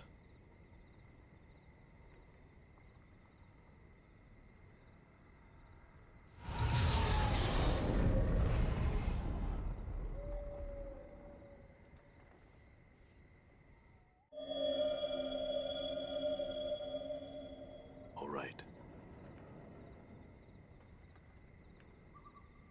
Oh wait, there was a shop around here, right? Midwife's hut? Share... No. No. Never mind. I think the logic that I'm using to approach this game is not the logic the game wants me to use. Because, like, I've been good about solving most things. Like, I've made it this far. But, there's things that I just can't make sense of. Or, like, the game has this interesting rhythm and logic that expects from you that I can't, like, figure out very easily. Also, I haven't been to this place. This is a new place, I think. Let me save just in case.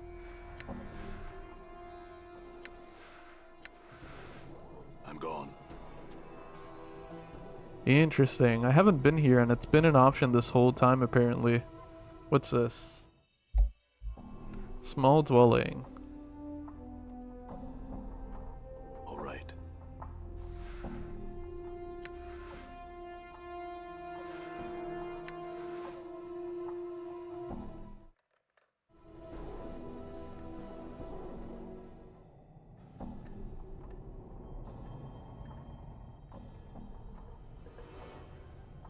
I'm gone.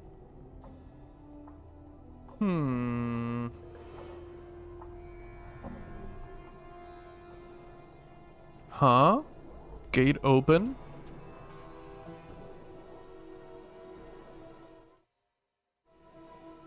Alley of Lingering Sighs? Have I been here before? I think I have. Yeah, I have. Isn't this the place where, like, the wall gave birth? I'm gone. It looks like it, at least. Maybe not. Maybe I'm wrong. It just kind of looks like it.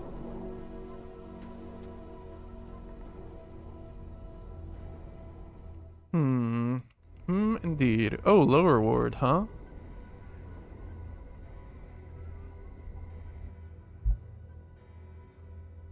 Say what? Yeah, there was like a sentient wall in this game that needed to give birth. And we helped them through labor, believe it or not. It's really interesting. It's not like when you say birth, it's not like human birth, I guess. It's like they needed to multiply or something, which is the same in concept, but it works a little bit differently. Yeah, it's really interesting. This game is like really strange and in very cool ways. The dark recess descends. Okay.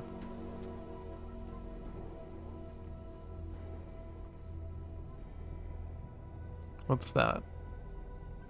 It's Sigil placed between worlds, heaven, hells, and all that stuff.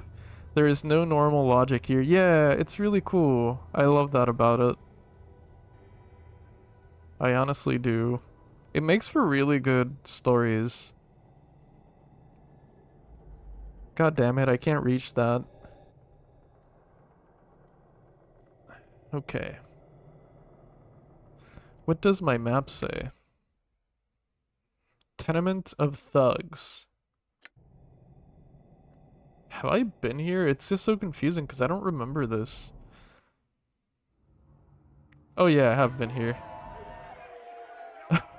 I have been here, never mind.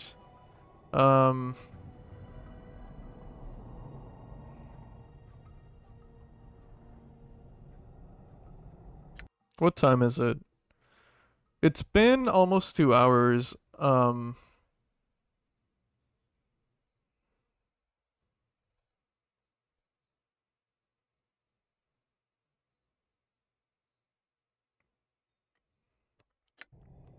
It's been almost 2 hours. I don't know. I haven't got a lead on Ravel Puzzlewell yet.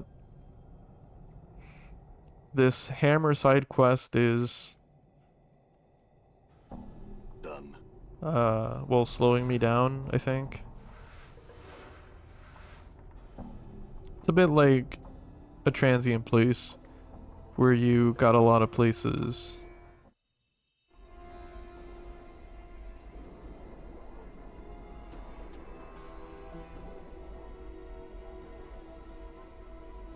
All right.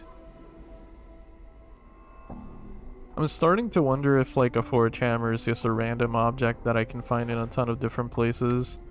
Cause if so, I don't know.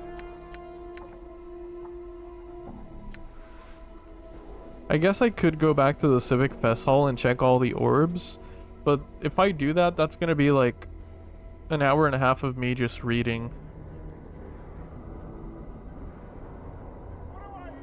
Which I guess has been the whole stream today anyway. You want a tip? Yes, I'd like a tip. I don't mind. I don't mind at all. I'm gone.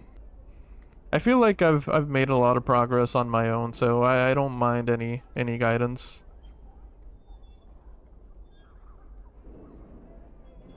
Plus, I trust you not to spoil anything, son. I trust your advice. Hands you a dollar bill. Thanks. I really appreciate it.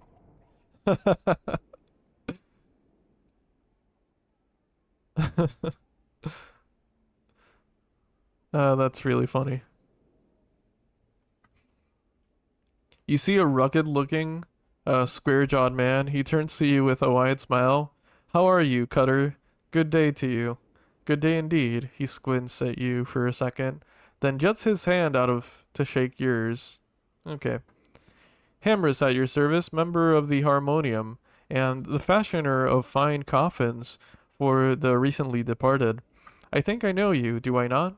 Let me see if I can place it. He pauses to think for a moment. Sharp with names I was in the Harmonium, let me tell you. Knew everyone on the entire ward. I could say my name is Add-on, but that's a lie apparently, so he's been nice enough, I'm not gonna lie. I have some questions. He nods at you, ask away. He gives you a broad smile. Who's your friend here? He glances at the customer, Dimtree? He shrugs, like he hadn't considered the fellow before. Quiet, doesn't say much. Do you, Dimtree?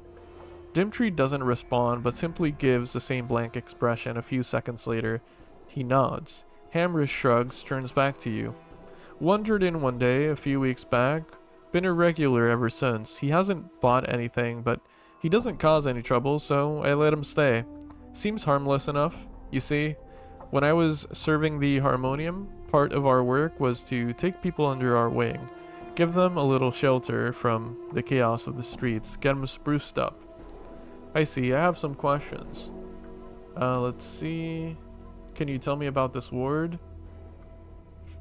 Yes, the lower ward. He leans forward as if explaining something to a small child.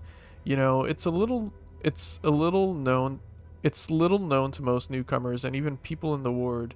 Most people think that this ward gets its name simply because it's not as prestigious as some of the other wards, but that's not it at all. Not at all. Do you know where the name comes from? He looks at you expectantly.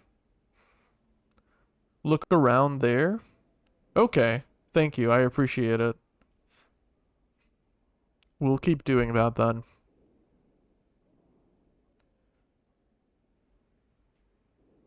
Let's see. From all the lower plane portals? He nods, though. He seems a little disappointed that you know. Yes, indeed. These portals to the lower planes are actually the reason for the smog in the skies here. He glances upwards as if imagining a sky above your heads. But I'm sure you are already aware of the conditions that plague this ward. Yes, I have some other questions. Oh, I can buy it somewhere? Thanks. I appreciate it. That's good to know, because, yeah, if it was just lying around somewhere, it would be really hard to find. At least I can look at shops. Can you tell me about the city of Sigil? Sigil. He lets out a long breath. Sigil is the city at the center of all things, or so many believe. It is a city of doors.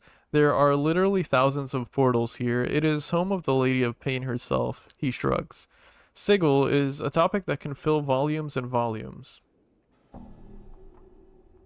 Tell me about the Lady of Pain. The Lady of Pain, Hamris leans in and drops his voice slightly.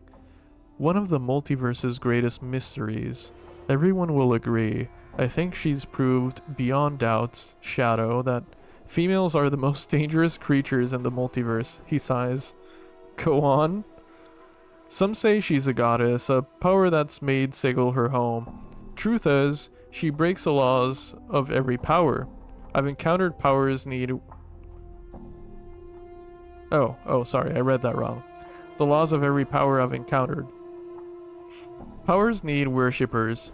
Gives them their power, but the lady doesn't like to be worshipped. People who do end up in her shadow, their flesh torn apart by invisible blades. Now I've seen some horrible things in my life. Things that would make another man's knees go weak and make him lose control of his vitals doesn't even compare to seeing one of the lady's victims. Interesting. What else can you tell me? Next is, she don't take to people who try and play God and Sigil. See, you may not know this, but first off, no powers can enter Sigil. Not Zeus, not Ra, no one. Word is the lady's presence somehow keeps them out. Can't get in. Not a one. And that twist there seems like you wouldn't believe. Sigil's such a sweet fruit that anyone would want to pluck. That the other powers are always looking for some way into Sigil. They haven't succeeded. Well, it goes beyond that. Not only does the lady keep them out, she keeps anybody inside the city from harming it. Certainly she has help from our faction, the Harmonium, since we like order. But every once in a while, a foolish basher takes it into their head and starts fighting on the streets of the city. Maybe decide to kill a few Dabus, brew up some chaos, and start casting mass destruction spells. Not a good thing. Makes the lady upset. Doesn't like to see her city hurt. She'll kill you, or amaze you, for doing such. Okay, we know about this, so I'm not gonna keep asking about the Lady of Pain. Right. We need to set up Kip now. I must rest.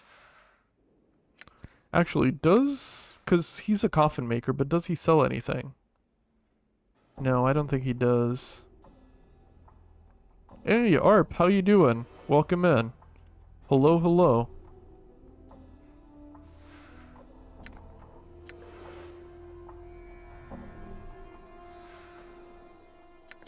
Don't mind me, I'm just taking your money and jewelry.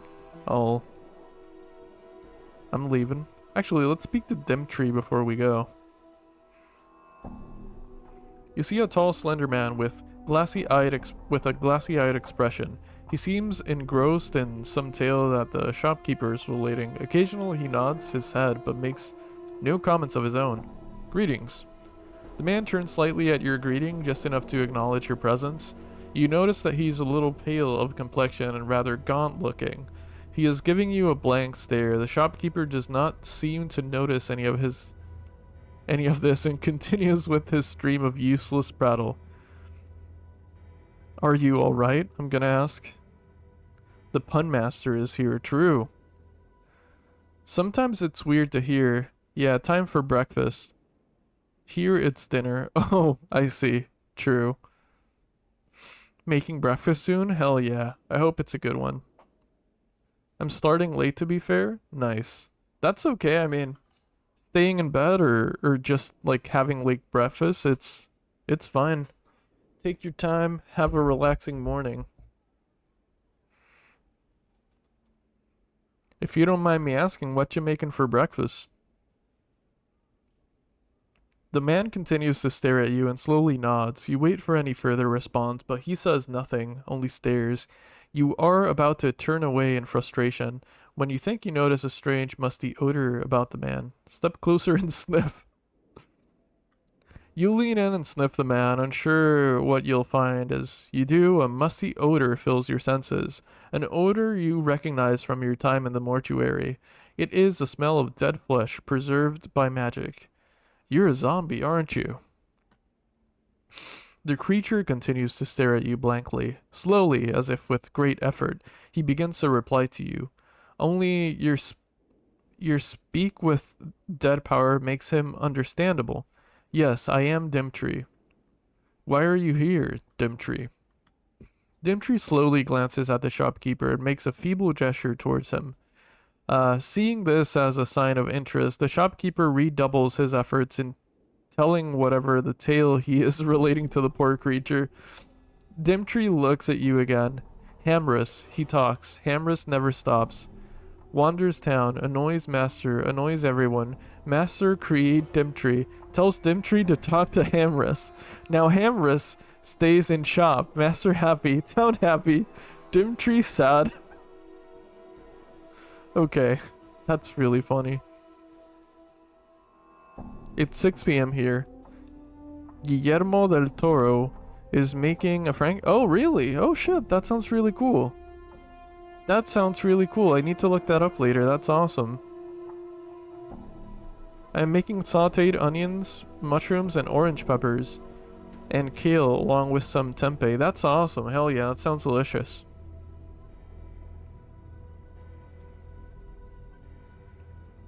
I had an omelet today for breakfast myself.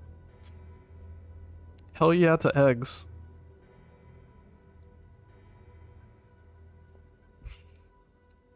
Is there... This is amazing. For those of you who didn't understand the text here, because I read it kind of quickly, and it's from the perspective of a zombie, so the words can be a little confusing. But basically, Dimtree, this character right here, is a zombie made a sorcerer made the zombie, so the store owner wasn't going around town telling stories, because the sorcerer was tired of hearing the stories and having this guy walk around town. So this zombie, Dimtree, was made to hear the stories and keep the store owner busy, so he would have someone to talk to. But now the zombie's sad because he's tired of hearing the stories as well. That is so good. I don't know. Eggs are too expensive here now, though. Oh no, that's too bad. Yeah, I've heard about the egg prices. It sucks. If I ever breakfast, it's like a pretzel stuff for cereals. Arp sounds like he puts effort in it. You know, sometimes I eat easy stuff for breakfast. I don't know, my breakfast is varied. Some days I work on it, like I'll make something a little complex, and some days I'll just have a hot dog. Don't judge me. Hot dogs are fine for breakfast, even though society will tell you otherwise.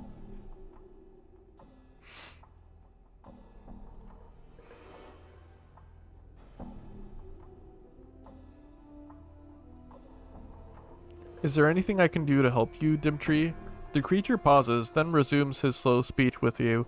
You can almost detect a pleading tone in his voice. Yes, fine master, Sebastian. Ask him to release me, please. He turns attention to Hammerus momentarily. Please.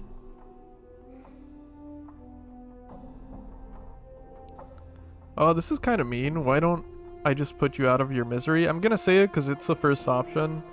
And, I'm kind of curious to see what he says, but, like, I'm not gonna do it. Dimtree barely shakes his head at you. No, Master Revive. Oh, I see, because, like, if I kill Dimtree, the sorcerer will just bring him back to life. Sure, Dimtree, I'll see what I can do for you. Updated my journal. Alright, that's kind of cool. I think I know... I don't remember where Sebastian is, but I think I've spoken to Sebastian before. Oh, yeah, he's right here, actually. I think Sebastian is a wizard that hangs out around here. Let's speak to them. There's some new videos on Sun's prominences because they were able to remove the blurring finally. Oh, I don't know what that is.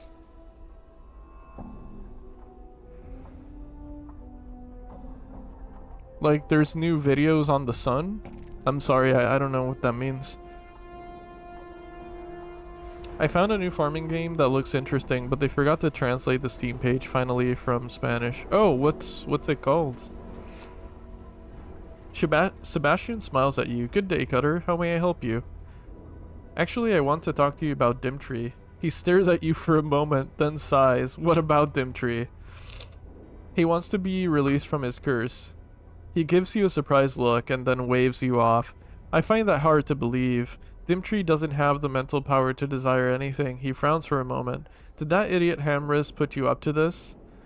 Think about it, Sebastian. Hamris doesn't know Dimtree is a zombie, let alone who created him, right? He sighs, and seems to be deep in thought. Yes, you're right, of course. Hamris would not have sent you.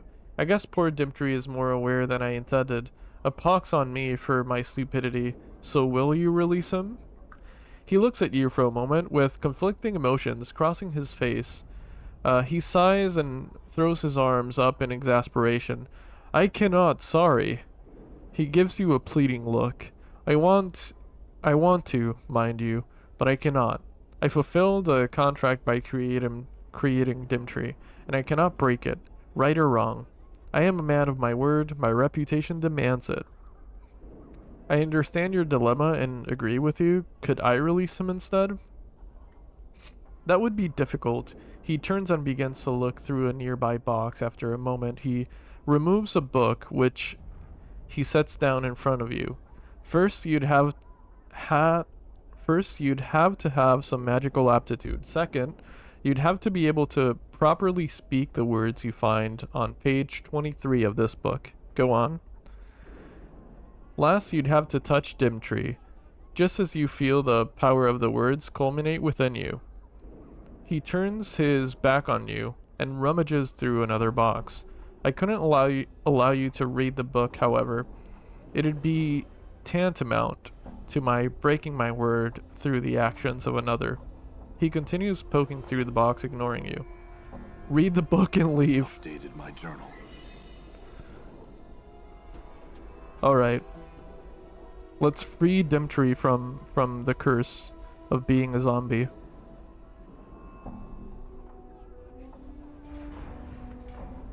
Prominences are like the sun's equivalents to clouds. Really beautiful videos. Interesting. Yeah, I hadn't heard about that. Tales of Seikyu. It's in early access and you do the farm with yokai powers like plow the fields by being a boar and such. That's cool. I'm gonna look that up. It kind of reminds me of how like what's that other game called? The one with the sauna. That's like oh my god, I forgot the name. Tales of Seikyu. That looks really beautiful. Yeah, I'll have to check that out later.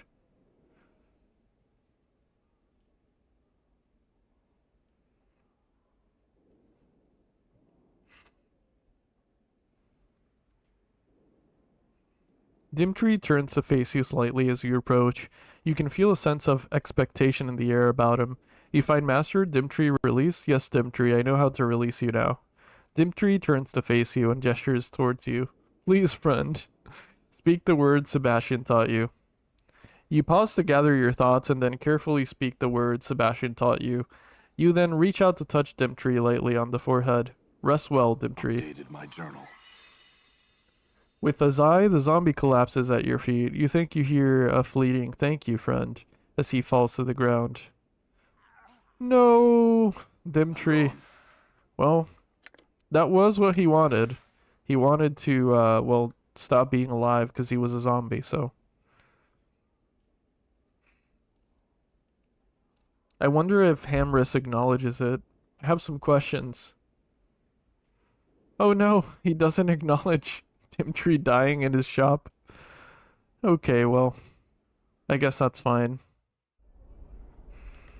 Let's keep looking, because we're in the lower ward. There should be a forge hammer somewhere, huh? Coffin maker, print shop, siege tower. I guess the marketplace. Let's try the marketplace again.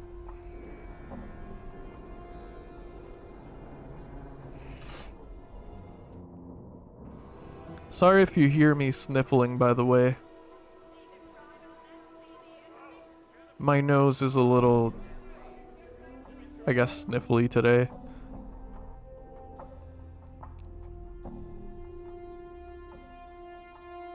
What's this? Sadistic frame. When used, this item causes an attacker to feel the same pain. Oh, interesting.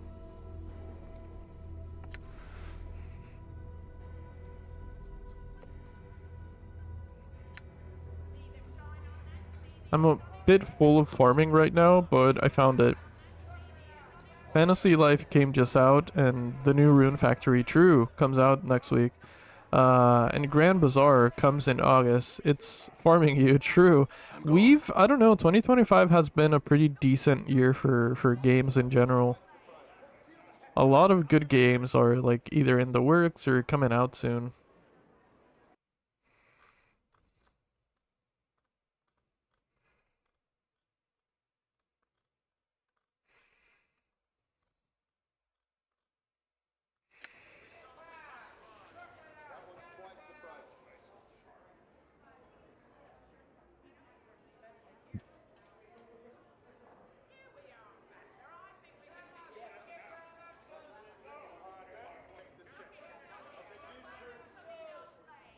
Where's the person that was mad at us before? I don't see them. Laszlo? You see a young boy with pale yellow skin. His clothes are dirty and in need of mending. Currently is tending to the furnace. Greetings. He turns to give you a half smile and he sets down his work. Hail, do you need something? Yeah, I have some questions.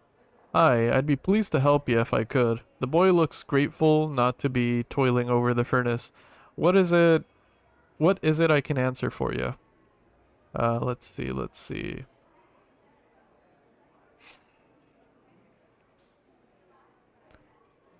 What is this place? This place, he glances around, is an open air market. A lot of buyers and sellers come here and set up their kip for the day. I've been here for a good time. I've been working here for a while, under the eye of... Wait, what? Under the eye of me... Of me da. Oh, my dad, I guess. He looks a little distant. One day I could be running this stall, I could. What is it that you do here? He points proudly at the furnace. The furnace, it's used to... He shrugs his shoulders. I don't know what's it used for. But my da says it's important to keep it stoked and burning right. He wipes sweat from his brow and glances about. Is your father one of the merchants here? He nods. Ans is his name. That's my da's stall over there. He gestures at the stall to the right of the furnace. If he don't have what you need, he may be able to point you to it. What kind of goods are available? He thinks for a bit. There's many things to be had. Food, drink, magic, weapons. Are you looking to buy any supplies, maybe? Magic items.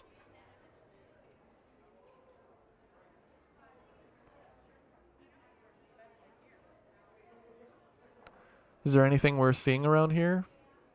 Not much to see. The Great Foundry is impressive, though. You might want to check that out. Home of the believers, you know. He stops to think. Most of the more amazing sights are in the upper wards. It might be better to look around there. I hear there's a brothel there, the fest hall, and some other places that are more interesting. I don't know for sure. I've been here all my life. I feel like a place named the Foundry is where I'd find a forge hammer, right? Oh, how I wish I could have a second coffee. And it's a 10 out of 10. Can't you have a second coffee? You can't make one? If you could, I would recommend doing so.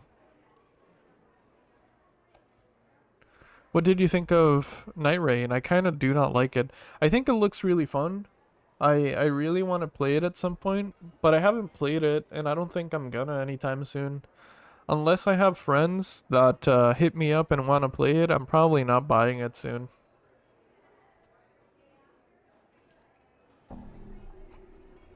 I feel like it looks really fun, but yeah, I think I'd be down to play it with friends.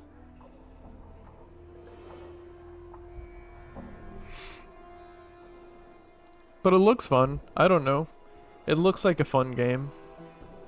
I don't know what else to say because it looks like a fun mix of mechanics and it looks like it can be really fun to replay over and over. It's, you know, that kind of game. But apart from that, it just looks fun.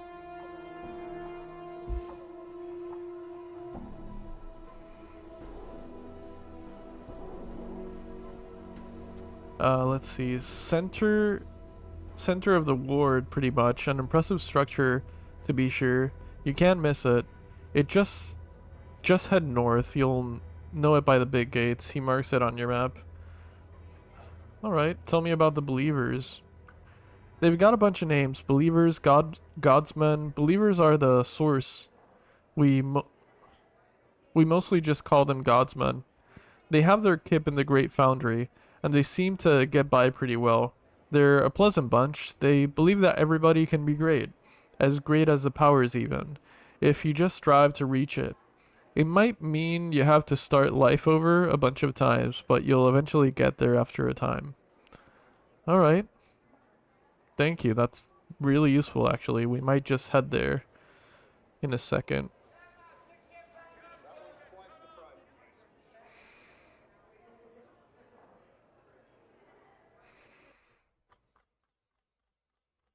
Okay, I didn't think they'd have a hammer, but it was worth a shot.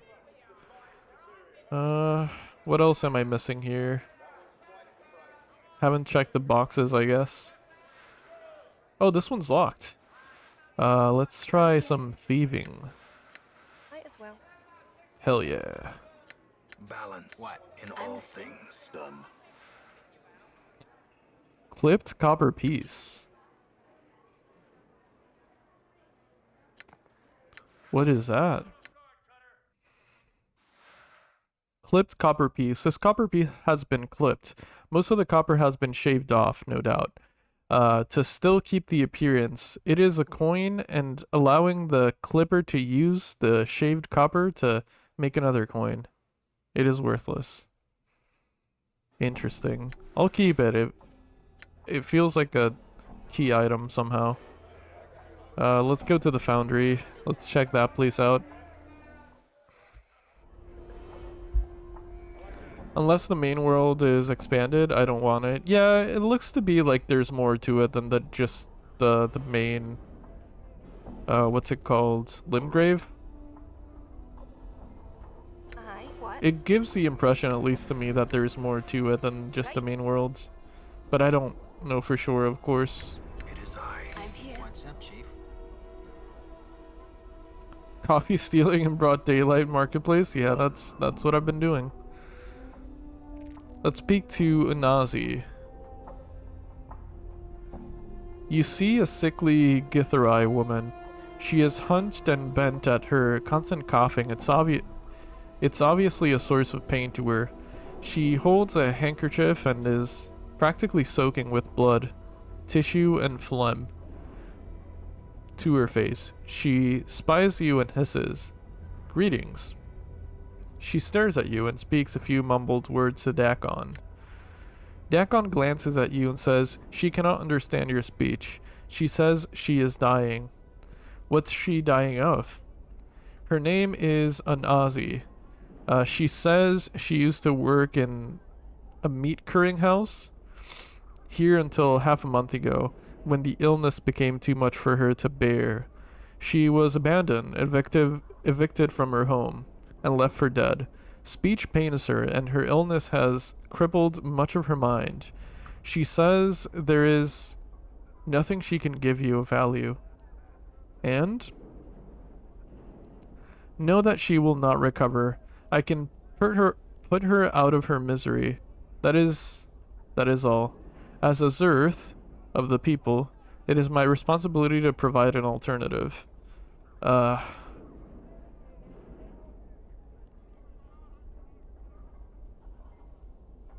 Just like out of the blue, I'm presented with a very moral question. This person is not going to recover from their illness. They've been evicted. They lost their job. And I'm supposed to decide to let them live or die?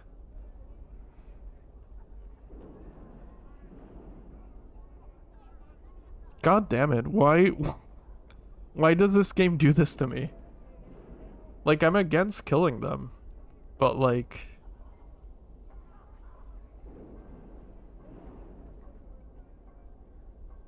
because Dakon is kind of insisting that it's merciful. but then if I choose not to, Dakon looks at you flatly, then turns to bow at the Gisserai woman as you leave. But then it results in nothing.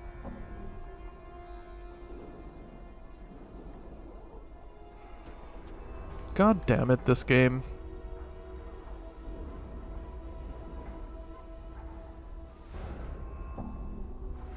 I mean, do they want to die? I don't think they did say anything in regards to that. Aunt Ozzy blinks at you, her roomy eyes tearing, and hisses a few words to Dakon.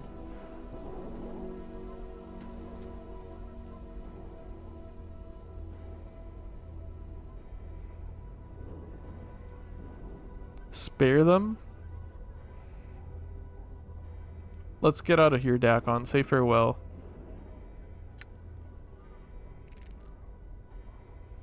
Dakon and her are the same people? Yeah, they're both Gisserai, right?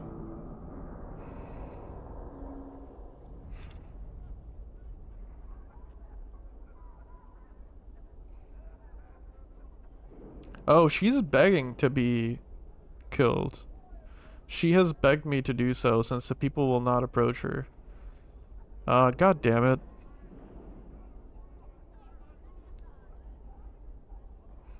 Like, I would not do it, but it's also a Gisserai thing, so who am I to order them, right? God damn it, that's tough. I'm gonna spare her for now.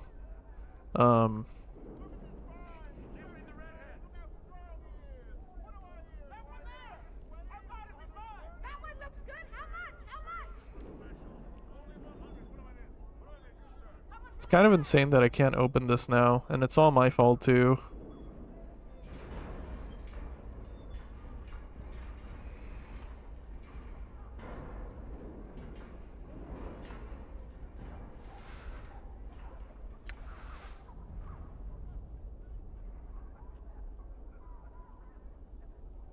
And I can't enter this place either, huh? This place is locked.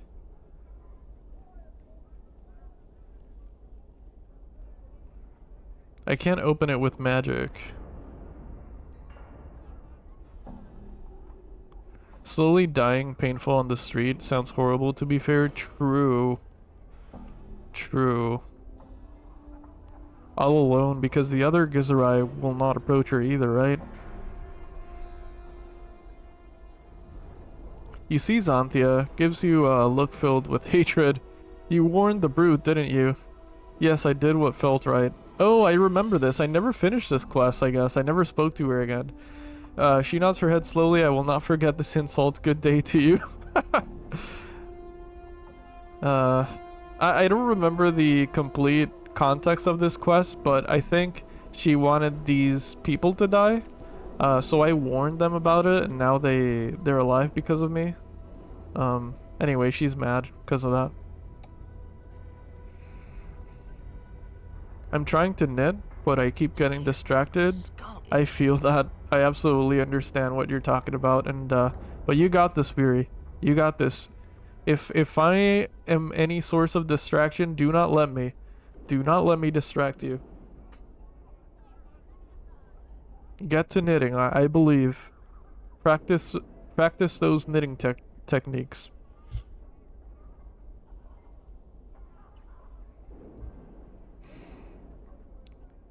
I'm sorry, I'm gonna do it.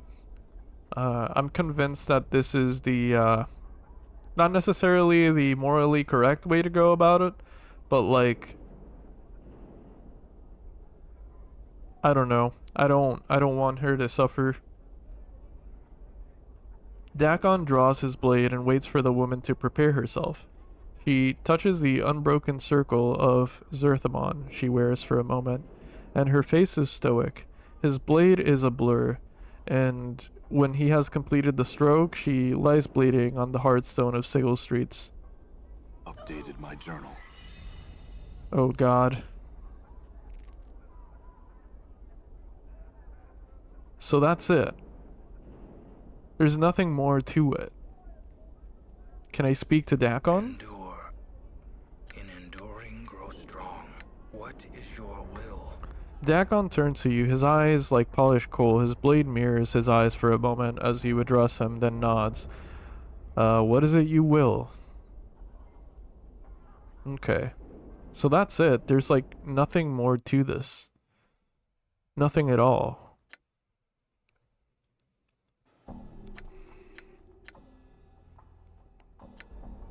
That doesn't affect anything at all. What's the word, Chief?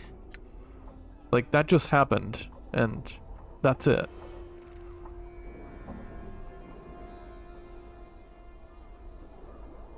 All right.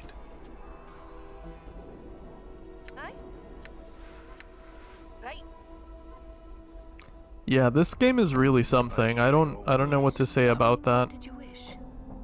All right. My lungs feel like a... But what would be the moral way? Watch her die, knowing there is no cure to help her? I know, yeah.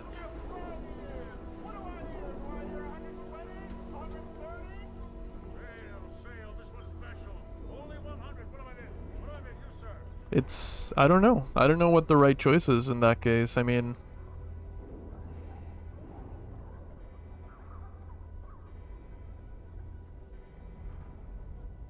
There's no way to save her. Have I not been here? The pawn shop. Have I not been here at all? I haven't...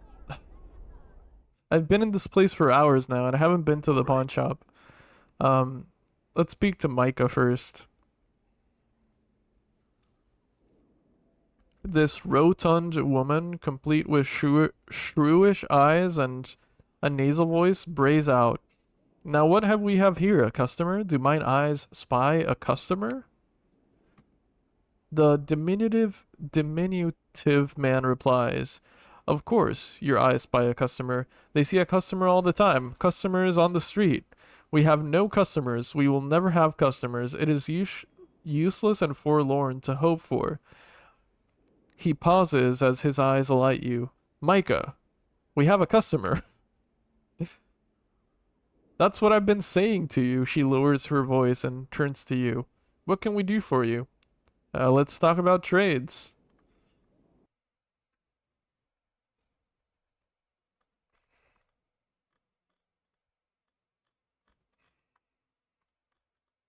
No forge hammer. Oh, god damn it. No forge hammer. I think I'll make myself one of my favorite meals for lunch. Oh hell yeah! What's that meal? What are you thinking of making? The dead one has returned, Broca. The dead one has returned.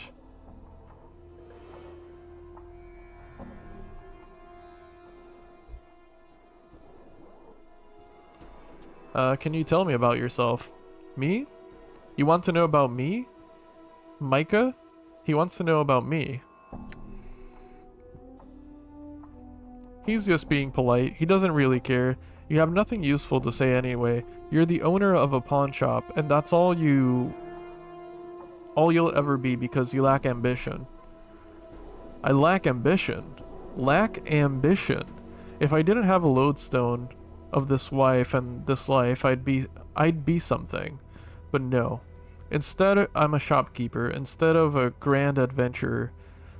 The two of them degenerate into a shouting match, ignoring you. I had a few questions.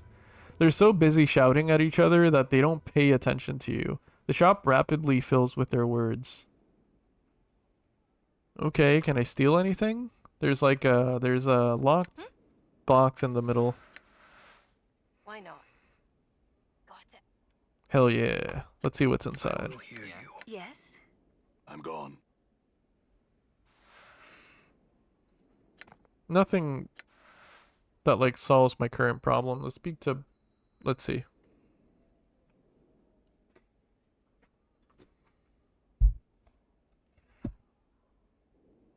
Other people seem to not go there either. The place you seek was even mentioned in dialogue by someone before. Do you mean the foundry? I once tried to take a holy relic to a pawn shop, and the person said, I know a guy, and they offered me $20 for it.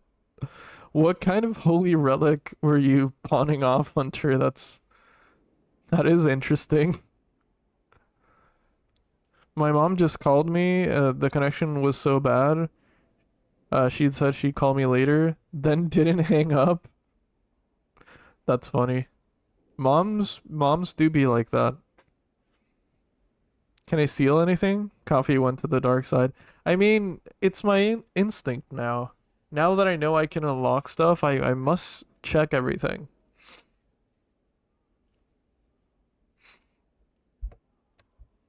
Our customer, Micah, our customer has returned. Let's see.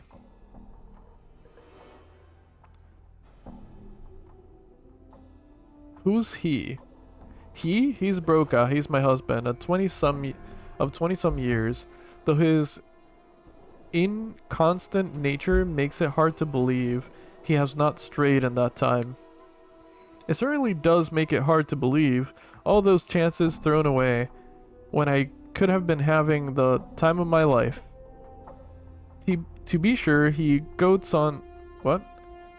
The goats on the farm must miss your tender ministrations, Broca. Broca purples, and the two of them fall into what sounds like the latest in a long series of arguments. Their attention are entirely devoted to each other, and they ignore you. I'd like to buy something. The two of them are in a heated argument, and they ignore you entirely. Their words slowly fill the air of the shop. All right. Hey, Chief, can you believe those two? They could teach me a thing or two. Okay. They don't have... can you tell me about factions? The factions? The factions? Huh. All they have done is tax our poor shop nearly to death. Driven us to the hive, or worse. And make Broca even less of a man than he already is. I'm more of a man that you'll ever be. He pauses, reconsiders his words and eyes his wife critically. Perhaps not, to be sure. Okay. They don't really do anything else other than argue. I mean, they sell stuff, but like they also don't have the stuff I need.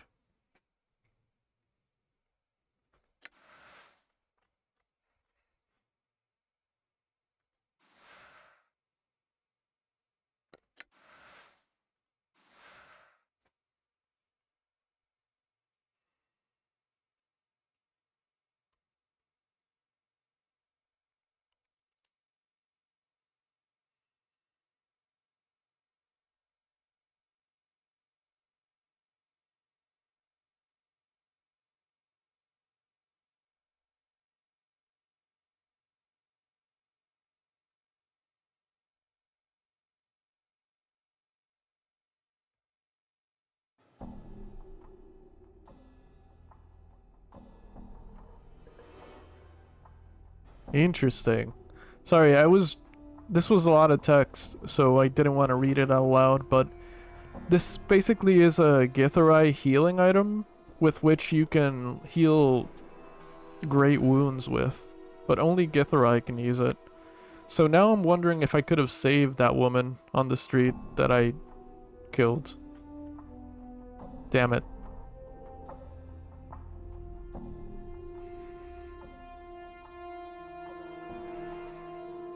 I got 20,000 points right now? That's a lot, son.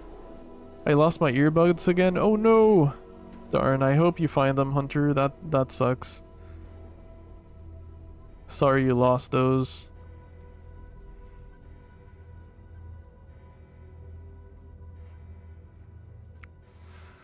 These rings are quite common across the plains. Simple to make and in great demand, mages usually create these items as a way to raise quick money. This particular ring has a minor enchantment on it that protects the wearer from harm.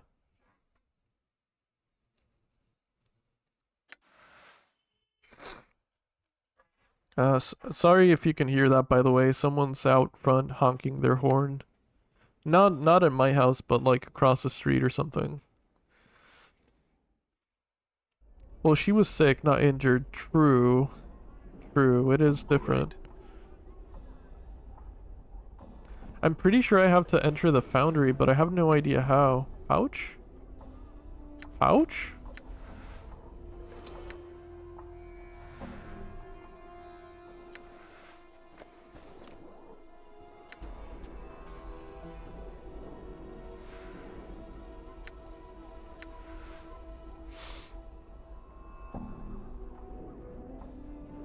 You see a middle-aged man wearing dusty clothes. Back again, huh? He frowns at you. What now?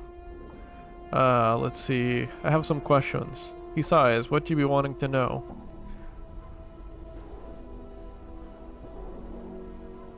Okay. Have I spoken to this person? The Zerth stares blackly at Dakon as he returns with you. She turns her back to you as if daring Dakon to strike the target. Huh? Okay, it seems like someone is challenging Dakon to a fight or something? This air's making my skull itch. Oh, god damn it. Why am I always faced with like a moral dilemma? Should I attack the person for turning their back towards us? That seems rather cruel.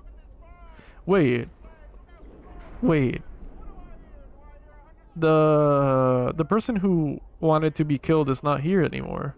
Is that? No, but it's not the same person because their name is different. It's not the same person.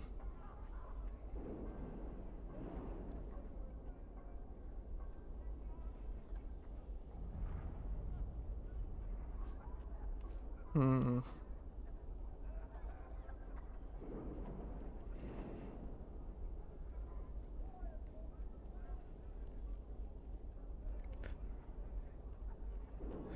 You see a well-dressed middle-aged man. He seems to be scanning the crowd with a practiced eye. He notices your approach and gives you a quick once-over. Greetings. He smiles at you and gives a barely perceptible nod. I am Byron Pickett. Money lender, may I help you? Money lender. He nods again. Yes, I cater the needs of merchants who want to start a business. Keep one afloat that's down on its luck, or perhaps expand a business. In either case, you come to me for the funds. He looks you up and down. I doubt that you're a merchant, sir. What can I do for you? I have some questions. Very well, make it quick. What is this place? If you mean the ward in general, it's called the Lower Ward. It means this particular locale is an open-air market. I have other questions. Okay, let's lie to him. Let's see if we can get some money out of him. I had some... Oh, never mind. He doesn't let me... Anyway. That's too bad. I think the Foundry stuff was connected to some quest or the Dodeck.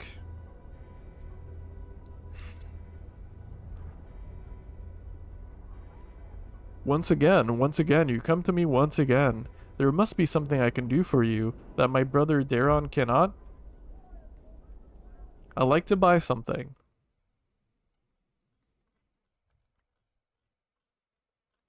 Okay, hammer of quality, but this is a weapon, is it not? Yeah, it is a weapon.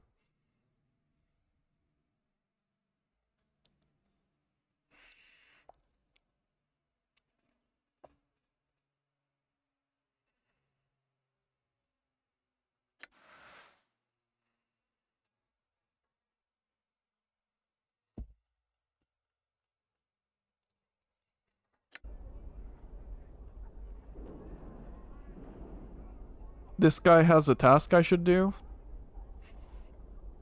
Tacos? I used to have a PlayStation friend named Thaco. It's where I learned what that meant. Oh, I don't know what that means. Well, what does it mean?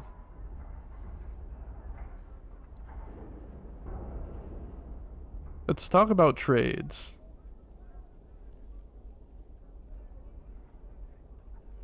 Then you've chosen the right man to talk to. I buy, I sell, I lease rooms. I can get you nearly anything. What do you have? Nothing right now? What can you tell me about the Godsmen? A group of people close to my heart. They say we are all our own gods. That we have potential for godliness within our spirits. From the lowest beggar to the highest king, we all nurse gods in our breasts. Who could think of something finer?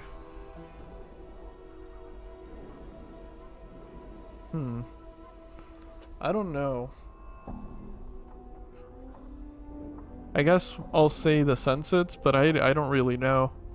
Aye, good one. A fine answer. He chuckles. What are you selling? Yeah, we looked through his wares. He's got nothing we want.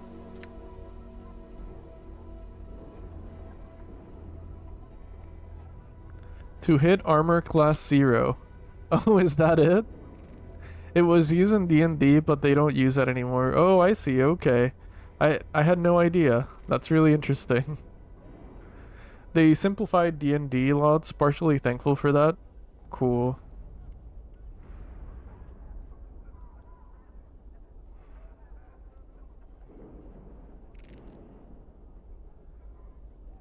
What am I in? What am I in? Have we spoken to this person? Over there on the left. I'll take him. Wait, where did the man has rough, leathery skin with a pale yellow cast and gaunt features. His face is angular, his nose is small and highly placed, and his ears taper to points. A tracery of tattoos and scars cover his body. He is dressed in strange, gaudy leathers, that look more ornamental than combat ready. His eyes are like two small black stones and they track you as you approach. Before you reach him, Dakon pauses. I would caution you against speaking to this Githyanki. What's a Githyanki? Updated my journal. Githyanki and Gizarai were once of common stock. We were slaves and food for the Lilithids, mind flayers, who devoured our lives in order to succor their own. One of our ancestors, the warrior queen, Gith, led us to victory against the Illithids, and we escaped. We have waged unending war on the mind flayers ever since. However, there was a disagreement over the future of our people. Upon the blasted plains, our leader, Zerthimon, made the pronouncement of two skies, and steel was barred. Or steel was bared? Bared. One race became two. It is a rift that cannot be crossed peacefully. We're going to speak with him anyway. Dakon nods. Mort rolls his eyes. Fools rush in.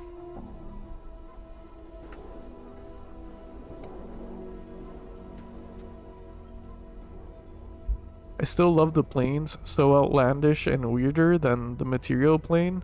This is really cool, yeah. I mean, yeah, absolutely. I think the weirder D&D is, the funner it is for me too.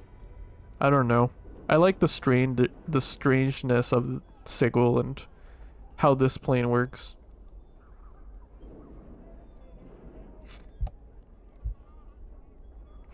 But I like your standard D&D as well. The Githyanki has been watching your approach and seems to ignore you entirely. Dakon, who wails on the walls of Shraklor. An unexpected surprise, he draws his weapon. Dakon also draws his blade. Yemen, your blood shall corrode the flagstone of the street. Stand between them. Stop. Dakon speaks to you, though he never takes his eyes off his opponent. Hold fast and do not stand between our blades. Do not order me, Dakon, or I shall order you. Oh, shoot. Okay. Let it go, Dakon. Dakon speaks to the Githyanki. Yemen, this is not a place of battle. The entire multiverse is our battlefield, dog. There are no sanctuaries, there is no peace. You shall die. Githyanki attacks. Oh no. Okay, well, I guess we fighting.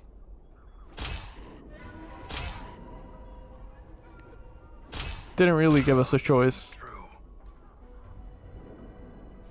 Oh, we're gonna be attacked now? Okay, this is kind of bad. I don't remember when I saved last.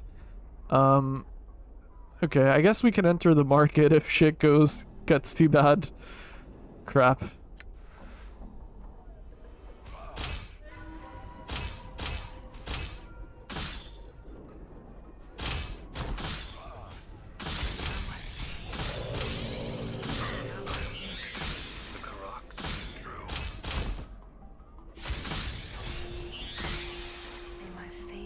Okay, Dakon almost died, but we're all alright. Okay,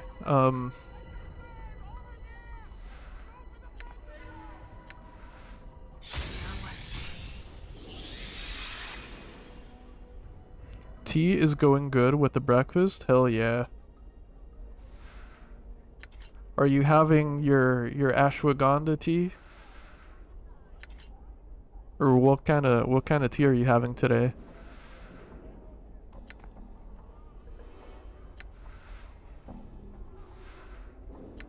Okay, I'm gonna sell some stuff. Speaking of D&D, I'm very pissed at wizards right now. Fuck the wizards? What's up with wizards? I think I'm out of the loop. I'm taking a 2-week break from ashwagandha. Is as necessary. I see. That's fair. That's fair. Oh, Wizards of the Coast, I see. They are always doing shitty things. I see. I'm not in the loop about any of that. Like, why is chronomancy no longer a school of magic? Like, please explain to me how the hell skip is an illusion transmutation spell.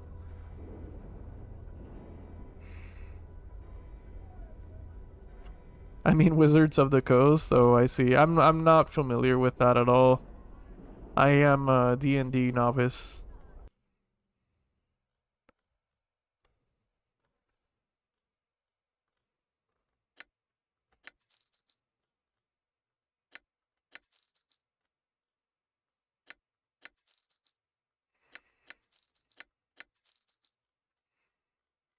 Alright, I think that's all I want to sell.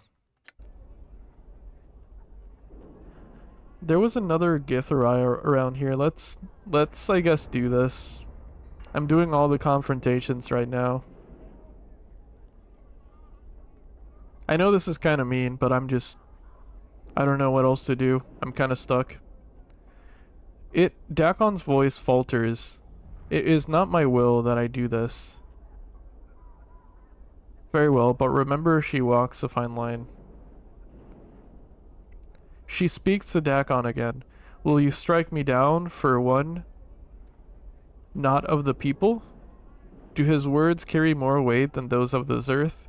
You are truly lost, Dakon. How did this come to be? Dakon sighs. Anarch of 100 years. There is no hourglass that could measure the tale. The matter is as twisted as Freehe's roots, and the resolution is near impossibility. It may never come. Judge me not too harshly. You have lost your way, Dakon. Know that I hope you find your path. I pity you. Farewell. Interesting. Lend me strength. Let's talk to Vorten. Well, what sells best? Wizards of the Coast also decided to make a pre-made meta decks available on the marketplace in Arena. Because apparently that is okay. I just remembered I had to marinate the chicken for the dish. BRB, no worries. No worries, Fury.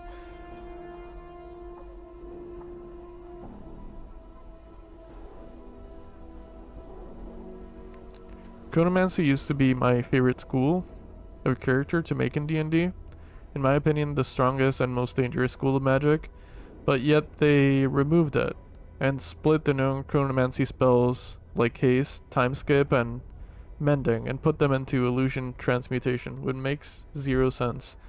I see. Yeah, that does sound annoying. I'm like new to all of that, but changes like that do sound really annoying.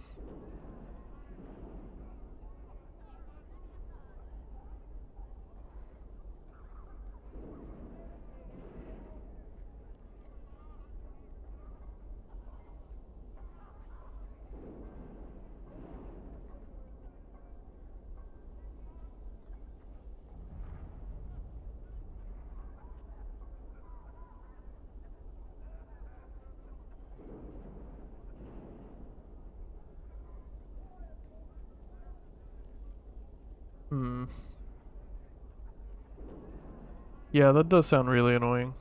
Sorry, I was looking at my phone. You see Measure 3 Vorten, the harmonium officer. He gives you a slight nod. Hello again. I have some questions. He sighs. I don't mean to be rude, but I am on duty and have no time for questions. He pauses. If you would like information, go talk to Ebb Creekneys. But I did that before. I absolutely did that before. I have all the information they could give, basically.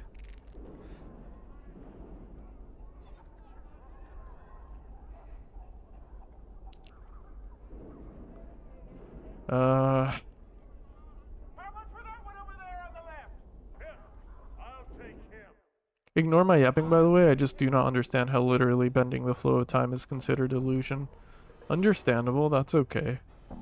I don't mind the yapping at all.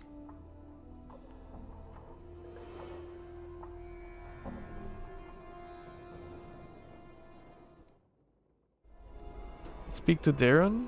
See what they say? You see a boisterous auctioneer. He is very animated and does a lot of shouting, yelling, and stomping. He seems to have a tendency towards melodrama, and makes a lot of strange facial expressions as he waves his arms. Greetings. He glances at you, motions the crowd that he's taking a break. Well, 1,000 greetings do I bestow upon you, sir. He does a double take when he notices your scars. You know I take one look at you with my discerning eye, and I see a man in the market for some healing charms. I have some questions. He shakes his head. Little time for such wigwag, friend. There's a dealing to be done. Speak quick. Let's see. Who are you? Darren's the name, friend. Can it be... Wait, what? Can it be you have not heard of me? I'm wounded. Verily I am. He smiles wider than at the feigned wound. No one finer or more well known for bringing people who want people a little closer together. He points to the rear of the auction block where a group of people stand in chains. Do you be wanting someone, friend? Nah, I'm not interested. I have some other questions. I don't think he says anything too important. There's someone else here.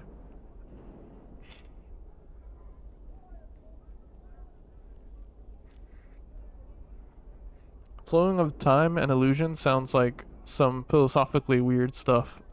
True. Yeah, that does sound soul-crushing. You see a young woman who is trying to get your attention. She is wearing shoddy clothes, but her demeanor is one of elegance, unlike that of the people who surround her. Upon closer inspection, you notice that her skin is clean and smooth, lacking the yellow tint of the inhabitants of this ward. She notices your approach and smiles at you. Greetings. I thank the powers that you noticed me. I am in need of services of a mercenary. She pauses and examines you more carefully. If appearances are any indication, you would seem to be such an individual. What exactly is that you want of me? She nods to you. The heart of the matter is that I am to be sold into slavery for a crime I did not commit. I am in need of a champion, someone who will help me prove my innocence and free me from this fate. She pauses and looks at you expectantly. Tell me exactly what's going on. She thinks for a moment. This is a long telling, Cutter. Please bear with me. Uh-oh, we're about to read 17 pages of her story, aren't we? She sighs as she begins her tale. My husband died recently and left me his business. I am not business oriented, so I decided to sell. Not long afterward, I was contacted by a lender saying a loan on the business had not been paid. She pauses to gather her thoughts. I examined all the documents my husband kept and found that there had indeed been a loan taken, but it had just recently been paid in full. I explained this to the lender, and a few days later he asked for a copy of the document. It was nowhere to be found. She looks concerned and pauses to think. Go on. Well, when I could not prove that the loan was paid, the lender took me before the court. My monies were taken and applied to the balance owed. Since it did not pay off the loan, I am to be sold on the block to try and recover the remaining amount due. She gives you a forlorn look. I don't understand why sell you into slavery. She shrugs. It serves many purposes. First, it keeps the prisons relatively clear of all but the vilest criminals. Second, the sale of the convicted is used to pay for any damages, costs, or fees involved in the case. Finally, the convicted still serves a sentence, from which they are eventually released, supposedly, as better citizens.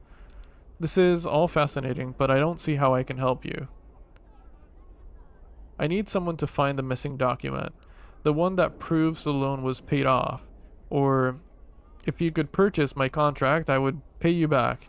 She gives you a pleading look. I can't spend the next 5 years of my life in this ward. It will kill me. Surely you've noticed the illness shared by all who live here, right? Yes, the yellow skin and coughing. She nods her head. Yes, Cutter. Please, can you find it in your heart to help me? She looks nervously. Please. Yeah, I'll help her.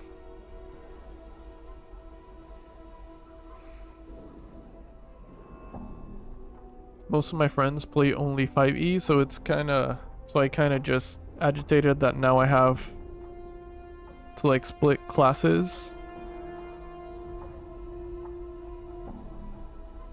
Yeah, that sounds pretty annoying.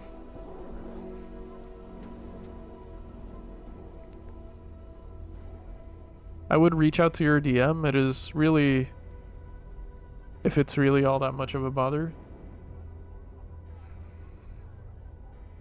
Yeah, that would be smart. I mean, there could be a creative way around it, right? Again, I'm not like super D&D savvy, but it sounds like a solution.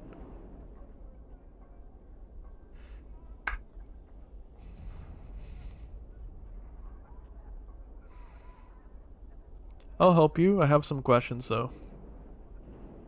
Updated my journal. She nods her head eagerly. Ask anything, Cutter. What's the lender's name? I know this name well, Cutter. After all I've been through, I will not likely forget it. She gets a faraway look and then shudders for a moment. Byron Pickett is his name. She pauses for a moment, and his associate may be someone named Lenny. Oh, I know these two. Yeah, I know these two. She thinks for a moment. There was a small feral-looking man who came to court a few times. He would sit behind Pickett and whisper to him occasionally. Yeah, I think this is all an elaborate, crime that's happening to her. You know, if I had to guess, I think the lender was definitely owed money, then was paid off, but I think Lenny stole whatever evidence she had of the payment. I think that's what's happening. She frowns. I remember him because he always seemed to be uncomfortable in his clothes. He would pick at them, and if they were new... Wait, what? As if they were new, as if he were not used to wearing them. She pauses again. On one such occasion, Pickett told him to sit still and stop fidgeting. He called him Lenny. Where can I find Lenny?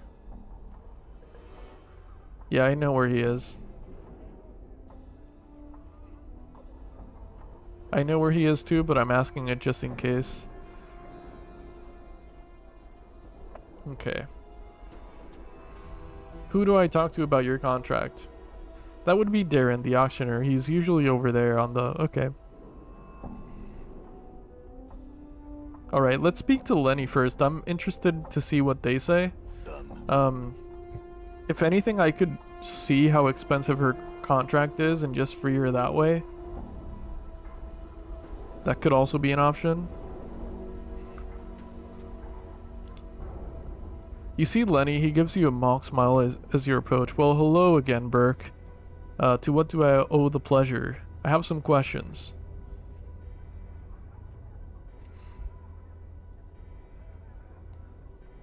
He laughs at you. I ain't no tout.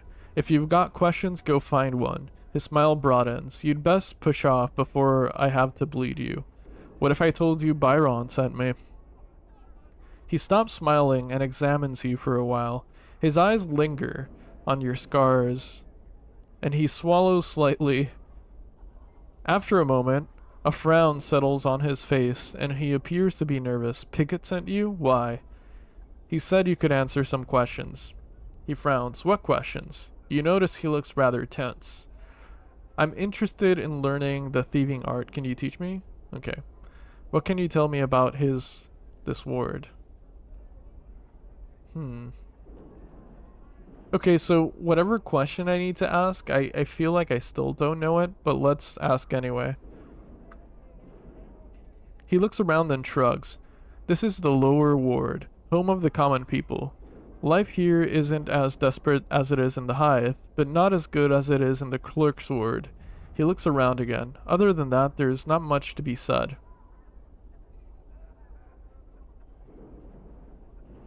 Okay, I have other questions. Okay, no. Whatever it is I need to ask him, I don't know it yet. Let's speak to Pickett. He was around here somewhere.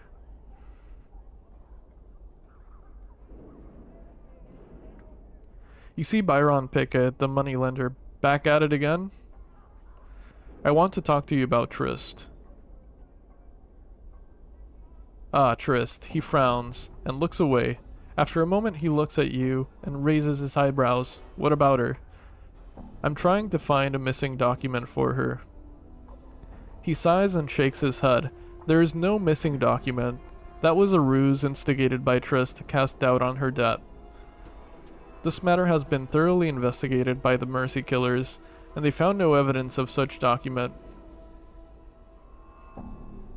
They could have missed something. That is a possibility, but not very likely. You obviously are not familiar with the Mercy Killers and their methods for you to make such a statement. If they could not find the document, then it does not exist. He looks at you angrily. Someone could have stolen the document and then destroyed it. That way the loan would have to be paid twice. My journal. For a moment he looks as if is about to be furious with you, and then a gloating smile crosses his face. What a terrible thought. Pity. There is no such proof of any such activity. He continues to smile at you.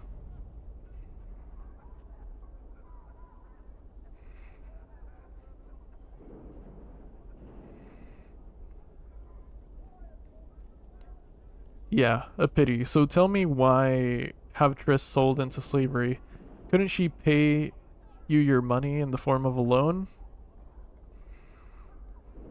Okay, I'm just gonna say I intend to find a document. Updated my journal. He laughs at you. Well, good luck to you then. If the Mercy Killers couldn't help the poor Trist, I don't think you have a chance in the 9 hells of doing so. Now, Pike it sod. Okay. Let's speak to Lenny now, see if there's anything new we can say. Scumbag? Yeah, I absolutely think this is a scheme. I absolutely think this is a scheme. Mercy Killers doesn't really spark any sort of trust. Yeah. Okay, so we still don't know what I need to ask. They're definitely up to something, though.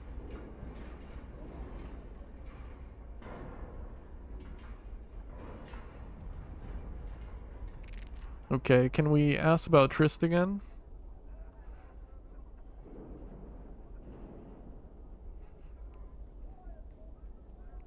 I'm gonna ask about the Mercy Killers. The faction of fanatics dedicated to uncovering the truth in criminal cases and handling and handing out justice. They are often used as investigators by the courts of Sigil. They are quite thorough and they found nothing. He glares at you. They could have missed something.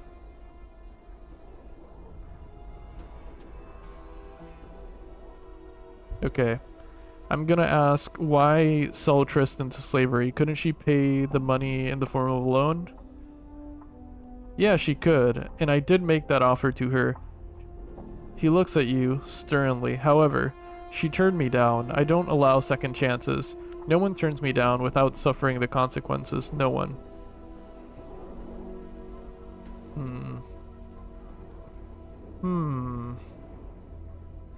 So, apart from him and Lenny, we don't know of anyone else involved in this. Thinky indeed, yeah, I'm thinking. I guess I'll try and free her, buying her contract. I mean, there's probably another clever way to solve this. But I think I missed my opportunity when I didn't lie to him and say I was a businessman. Because if I had taken out a loan, I might be able to know how to free her. Because he offered me a loan before, but I said no.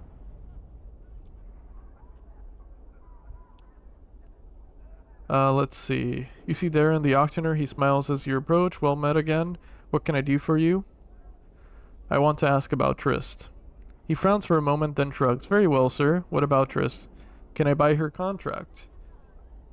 He frowns. Certainly, sir. If you meet the requirements as governed by the courts of Sigil and can afford the contract, he smiles at you. What are the requirements? He begins to count off points on the fingers of one hand. First, you must be a citizen of Sigil. Second, you must show proof of permanent residence and that you can provide accommodations and support for your servant. Lastly, you cannot have a criminal record. I see. How much is the contract? He gives you a broad smile, then gestures at the nearby crowd. I will start bidding at 500. What if I just want to purchase her contract outright? He gives you a look of mock sadness and shakes his head. She is to be auctioned to the highest bidder. That is the law. That's dumb.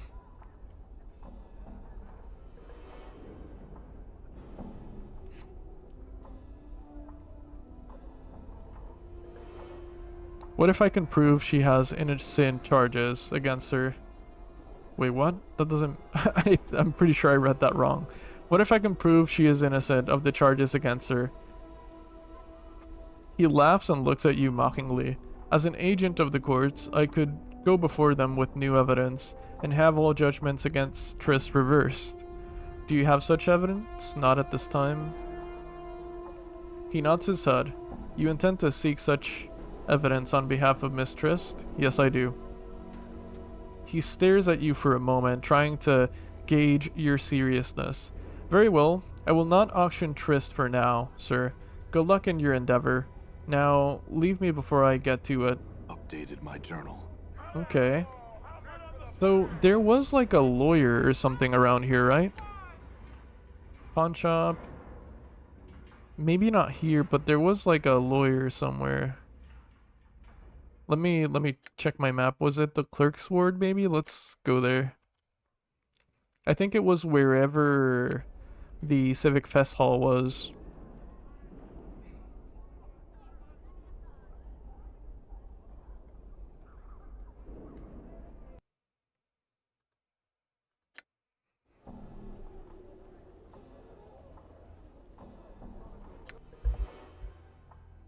The Advocate's house, I think that's it.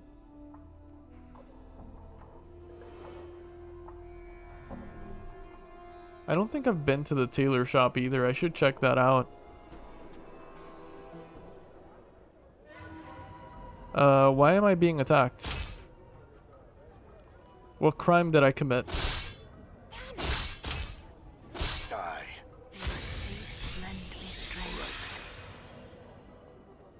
Anyway. I'm sure it's nothing. I'm gone. You see Lannis. He turns as you enter and affixes you with a tired gaze. There are dark sacs beneath his eyes, and he looks as if he has not been sleeping. Greetings, Lannis. You again? Lannis frowns slightly as he stares at you.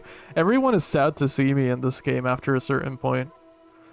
What is it you want this time? I had questions for you. Very well, what is it I can help you with?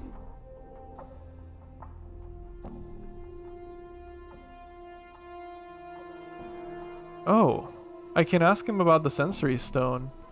I'm gonna do that in a second. He can't answer any questions about Trist, so I'll ask about the sensory stone. Oh, and it's Giannis, it's not Lannis. Sorry. His eyes blaze with hope. There is, but in which one? You must tell me. It is one of the sensory stones. If you are not a sensate, you could not gain access. He thinks for a moment. I must find a way. Perhaps they would make an exception for her father? If you wanted, I could ask to speak to someone. I'm certain they would make an exception for you in your case.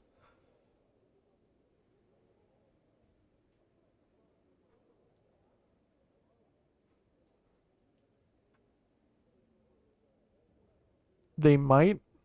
Now, in the sensory stone, she left a legacy number for me.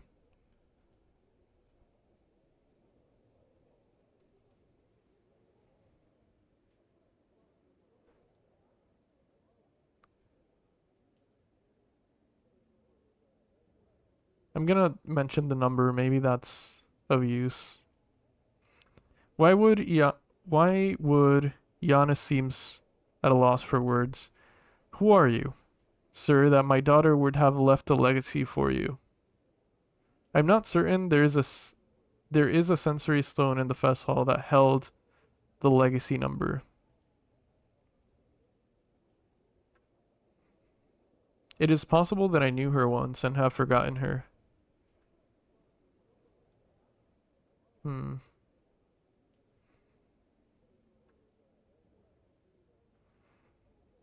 His eyes blaze with hope. There is? But in which one? You must tell me. Okay. This just repeats the same thing. So I'm just gonna try and vouch for him, I guess. My journal. Giannis looks relieved. If you could, I would be most grateful. I will see what can be done. I would know more about Dayanara, though. What was she like? Dayanara, she was young. She had recently joined the Society of Sensation, the Sensates. Not an unpleasant faction, but she had also met someone. She followed him on a journey, and there she died. He looks pained. I was not even able to recover her body. You say she was a sensate? My journal. Yes. He becomes slightly more animated, as if warming himself on a precious memory. She had joined them because of her gift, and the fact that there was so much about the multiverse that she wanted to experience. The sensates lend themselves readily to the sharing of experience and sensation. A gift? Updated my journal. Giannis nods. My daughter had the blood of an oracle running in her veins, but it was an unreliable talent at times. She could predict events before they took place. She had sight. She could see through time itself, sift through the threads of fate.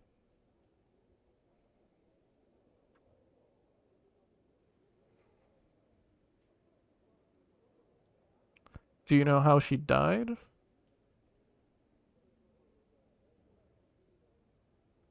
Interesting. Forgive me for asking, but if you were not able to recover her body, how did you know she died? It is most curious. I went to the Dustmen to see if they had found her body, and they directed me to one of their factions outside. Oh, of one of their faction outside, the Dustman Monument. The Dustman named Death of Names, I believe. He is said to be an oracle of sorts, concerning those who have died. He told me my daughter had died. Do you know where she went on this journey? She never said. I am not certain she was capable of saying where they had gone. It must have been a terrible place.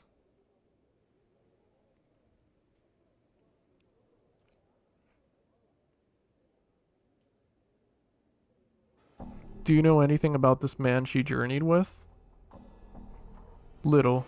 I barely even knew of his existence until she had departed.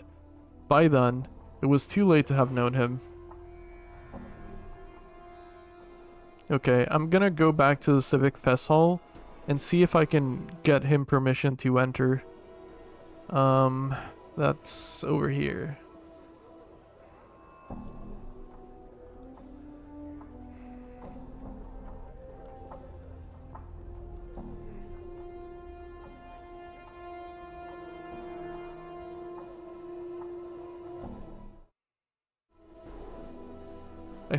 I guess Splinter would be the one to speak to.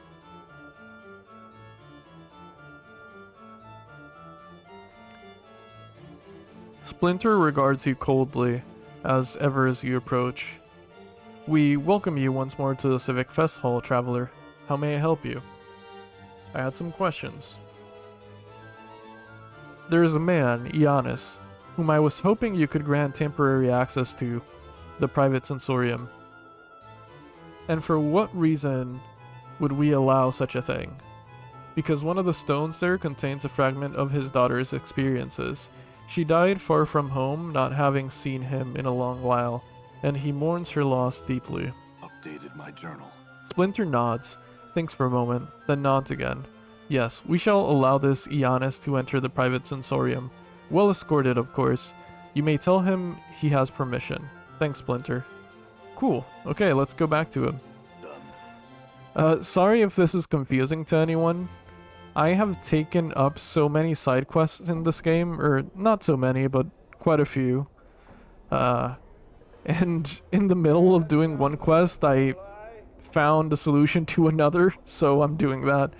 We're now trying to get closure on someone's daughter's death. Thank God that dude isn't a dick. True, right? Right. Everyone we run into in this game is either annoyed at our presence or just doesn't want to help us at all. That is so true.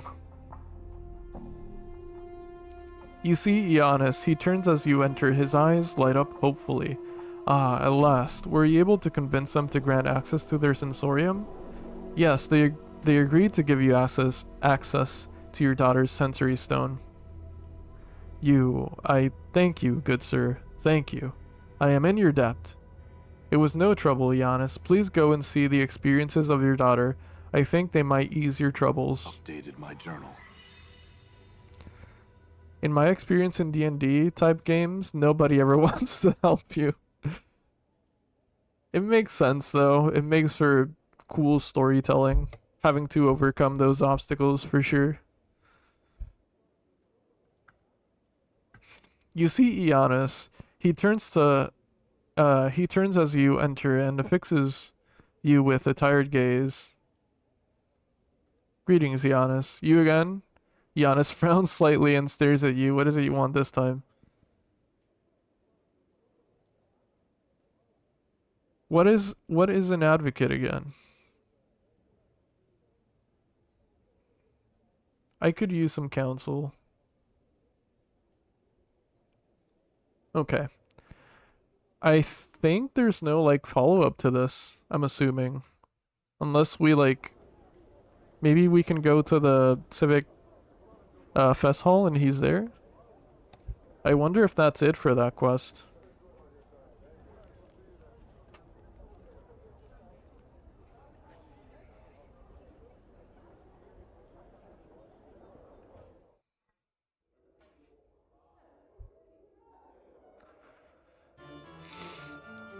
Let's see.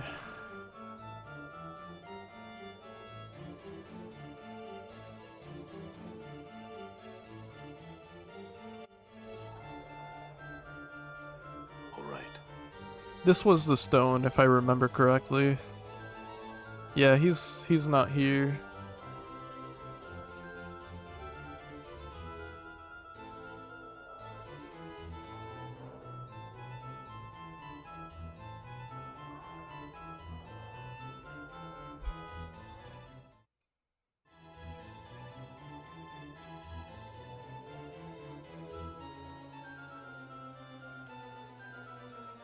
Mickey cuddles and knitting and coffee stream. It's a good Sunday. Hell yeah! I'm glad I can be part of a good Sunday. That's really cool.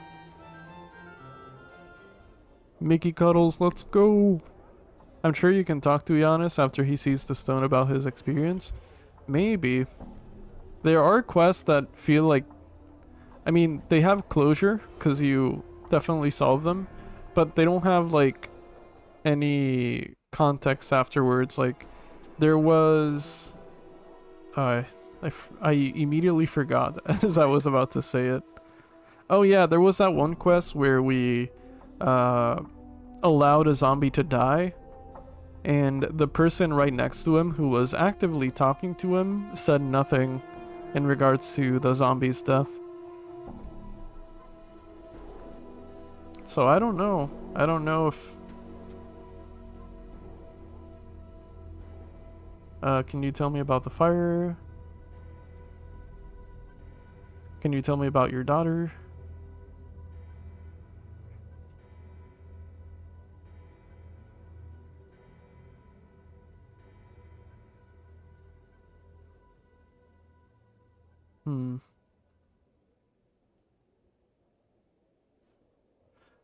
There's nothing much to say about the matter.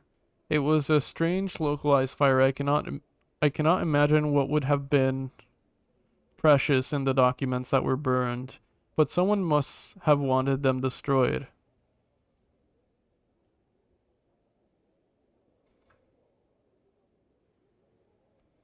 I may have been responsible for the fire. You? What do you mean? I may have done it at some point in the past, when I was not in my right mind. I regret my actions and ask your forgiveness. Okay, so if I understand this correctly, there was a fire that happened, and well, a past life of mine might have been responsible for it. That's what I'm gathering. I don't remember very well how my character realizes this. But Giannis looks almost at a loss for words. But why? Some of the things that burned, they were precious only to me, irreplaceable. It is likely that one of the mementos or documents was threatening this other self of mine. I do not believe I will ever know. Your other self? What are you speaking of? I have a peculiar condition. I lose myself on occasion and become someone else for a time.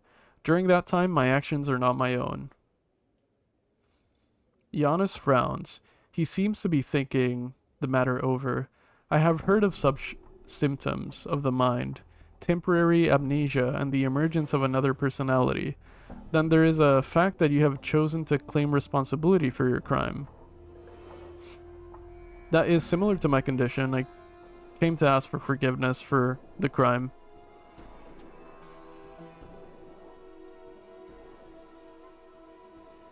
I came to ask for forgiveness and make amends for your loss. If it is within my power. Updated my journal. Giannis, frowns Giannis frowns, then his expression relaxes. There is nothing to forgive. I have come to terms with the loss and no lasting harm has been done. I do not know why the target was chosen, however, there was nothing of value among the documents burned. What were the documents? Legacies, mostly some very old ones. Legacies? They are contracts that are deliverable at the death of a client. They provide specifics on how a person's possessions are to be divided upon the event of their demise. I have also heard them called wills. Actually, I believe you have a legacy for me. Indeed? Very well. Do you remember the legacy in question? Oh. Oh. Yeah, I think this code was in the sensory stone that we were talking about earlier. Interesting. The legacy number is 51AA, I believe. He looks at you in a surprise as you name the legacy. That is extremely old, are you certain? A shocked look comes upon his face. I hope that wasn't one of the ones that was burned. How old is it? Can you check to see if the legacy still exists? He nods quickly. Oh yes, of course. It will take a moment. Very well, I will wait. I am Lurky and Artie. Hell yeah. I hope you're enjoying the art, Fury, and enjoy the lurk as well. Thank you so much. I always appreciate it. Giannis returns nodding. Yes, fortunately it was unharmed by the fire. All the articles are safe. Could I collect on it? I am the beneficiary. Of course. Sign here and here. So what does this give me? There we are. That should be the last of the paperwork. Here are all the items that were in the vault. One looks like a foundry receipt though. Quite an old one, to be sure. Did the deceased have something commissioned at the foundry? I don't really know, perhaps. I'm beginning to think just about anything is possible. Where is the foundry? Updated my journal. I gained a few items. It's located in the lower ward. It is past the Great Gate. Look for a number of Godsmen guards at the gate, and you should be in the right place. Very well, perhaps there is something else you can help me with. Oh, I gained some copper as well. Cool. That's kind of cool. Having the fact that I keep reincarnating, right? Or like not being reincarnated, but like I can't die, so I keep being revived, right? So I'm assuming a past life of mine knew this and put out a will on myself, which is kind of funny because I basically my will basically says give this to myself when I'm alive again. Is the young woman's the one who's for sale at the auction?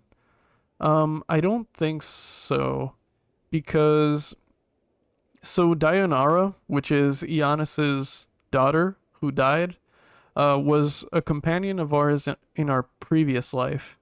And I think when he says young woman, he might be referring to his daughter.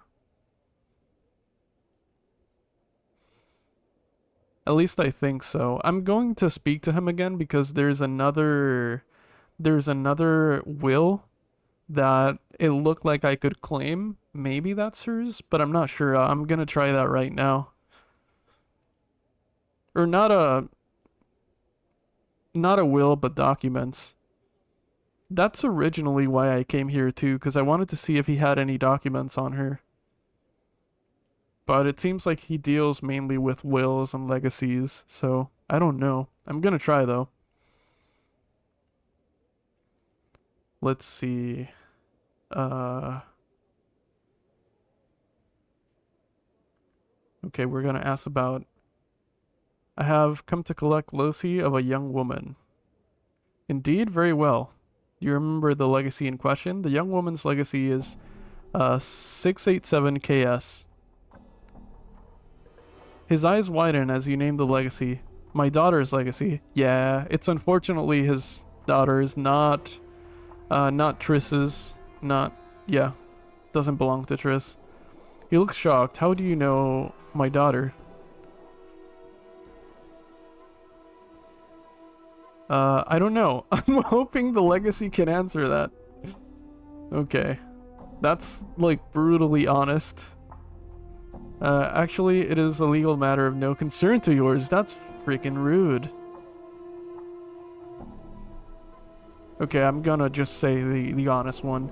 I don't know how I know her, but I know that I knew her, basically. Why would Giannis seems at a loss for words? Who are you, sir? That my daughter would have left a legacy for you. It is possible that I knew her once and have forgotten her. As I said before, I don't know. I'm hoping the legacy can answer that. Of course, of course. Hold a moment. I shall return presently. Updated my journal. Oh, we gained a bunch of items. I'm concerned because I don't know if my inventory is full and what that would mean. All the articles are accounted for. Giannis is holding 3 scrolls in his hands. I had no idea she had established a legacy here. He is staring at the items, almost hypnotized. Here you are, if I may. May I read them, sir? Of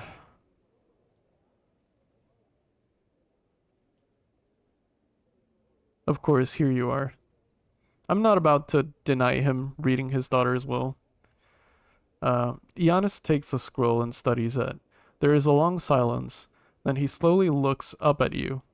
You meant very much to my daughter. She was willing to give up her life for you. I believe that is the case. My journal. Giannis hands the scroll back to you. Thank you, sir. I appreciate your kindness. It is the least I can do. Perhaps there is something else you can help me with. I mourn the loss of your daughter. I hope her words gave you some comfort. In knowing the teachings of Zerthamon, I have become stronger. Okay, let me see if there's anything else at all that I can, anything else new that I can uncover.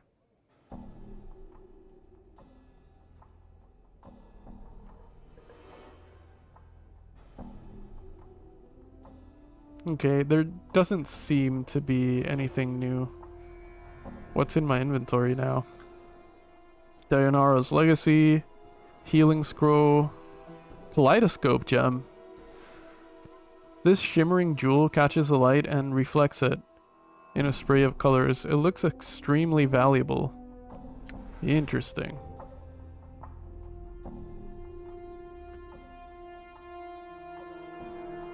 Strange chunk of rock. This lump of stone is much lighter than it looks. It might be the petrified organ of some creature, although this lump has a stone texture. It is extremely pliant, like a sponge, for some reason. Just looking at it makes you hungry. Okay, that's kind of odd. Disturbing gurgling sound occasionally comes from the stone. Oh, we can identify it? I don't think I have an identify scroll on me, actually.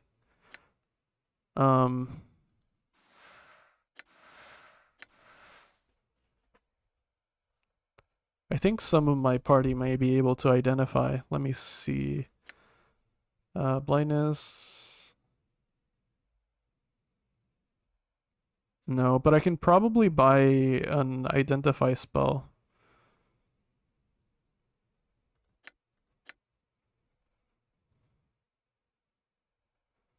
Yeah, I can probably buy an identify scroll somewhere.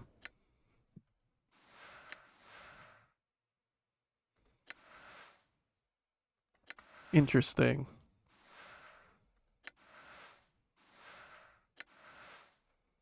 Received Dayanara's ring.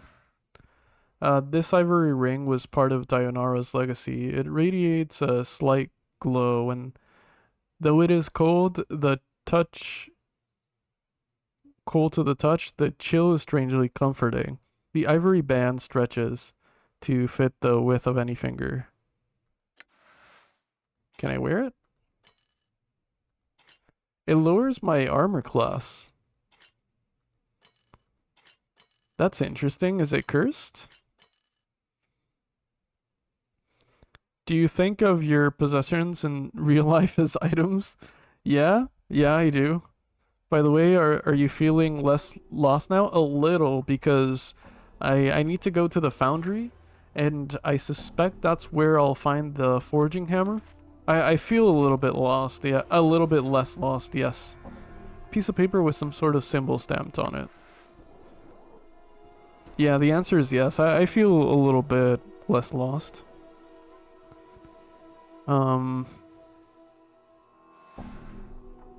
Why do I keep all the notes I always find? I keep everything. Like I can't let go of anything always.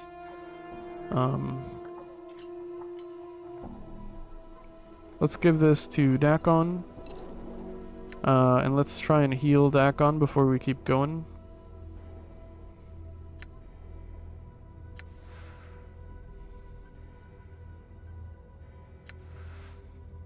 How may I help?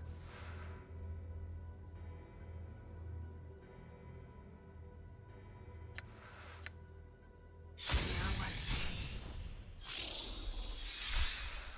Balance in all things. Oh, I thought I had...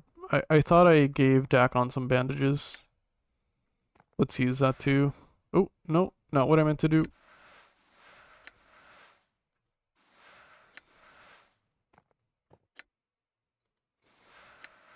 Cool, I think we're good. Let me save before I keep going.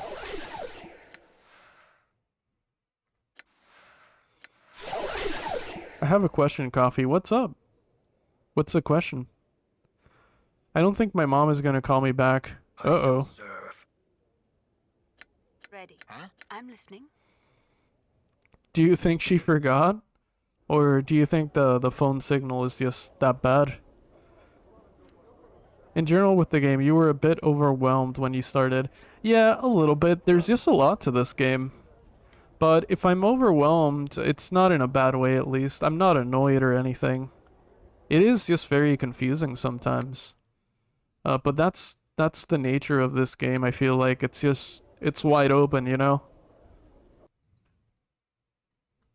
I feel a little bit less overwhelmed only because only because I have that little bit of guidance, and thank you for that, because letting me know about the foundry and the hammer definitely does help.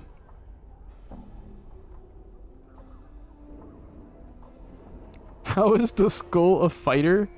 He bites. A thing to draw for laters? Yeah, what's the question? I don't mind.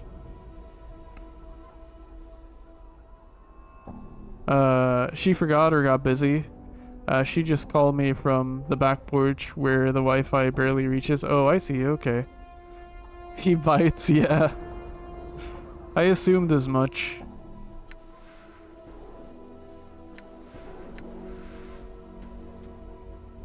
The door is locked. Okay. So I feel like I need to enter... Oh, I got scared for a moment. I don't know what was happening. Oh, that's the question? You want an idea for what to draw? You there! Bid on the slave! Let's hear it! What are you talking about a husband is not Let's see. What should special on slave! Use them for whatever you what should Puri draw? step right up!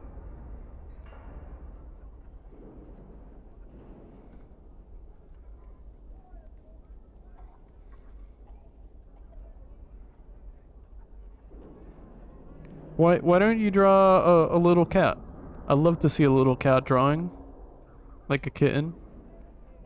A tree or a flower, that too. How about a ducky? That too. Those are all great ideas, I feel like. What I always found fun about Mort is the fact that he learns curses from people cursing. and that makes him stronger. Oh yeah, I saw that earlier. I think someone was really rude to me, and it said Mort learned so and so. I don't remember what it said, but he learned something from someone who insulted me. That is true. Okay. I feel a little bit lost again because because I have an idea of where I need to go, but now I don't know how to get in there. I have a receipt though. Identify. Oh wait. Let's let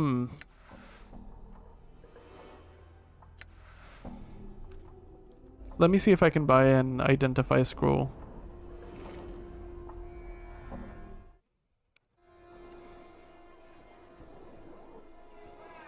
A penguin wearing a dragon costume. That sounds really cool.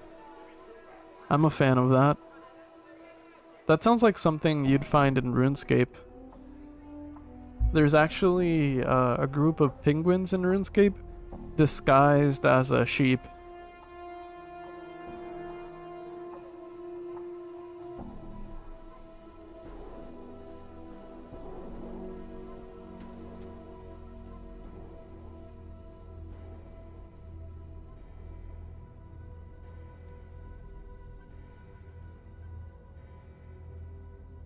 Scroll of remove curse. That sounds useful.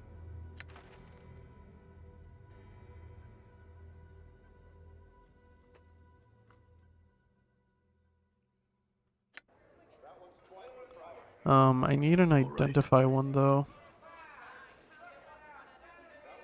My boyfriend has a cat wearing a shark costume. That's cute. I like that.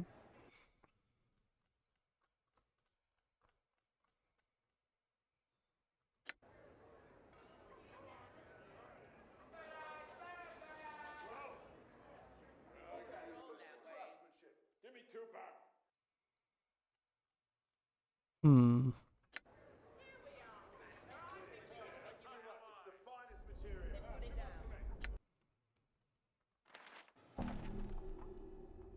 I'm actually waiting for a plush in the mail that should arrive, I think, late this month. I bought the Fly Knight plushie.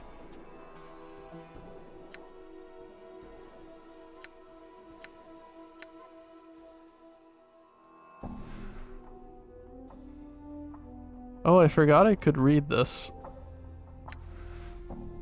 Healing scroll.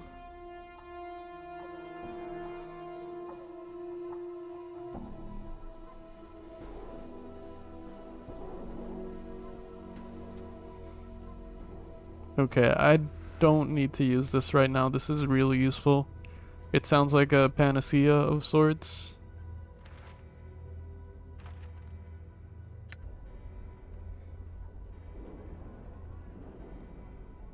That sounds so awesome. Both of those do. They do, yeah.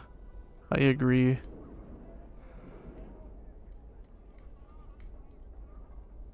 Okay. I'm kind of back to being confused and a little bit lost.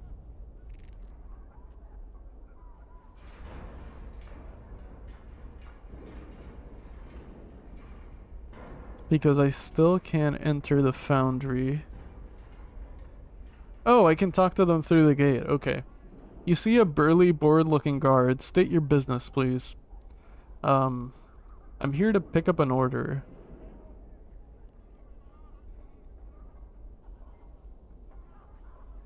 Yes, sir. May I see your receipt? Yes. Thank you, sir. The clerk you seek holds office on the southern wall of the foundry.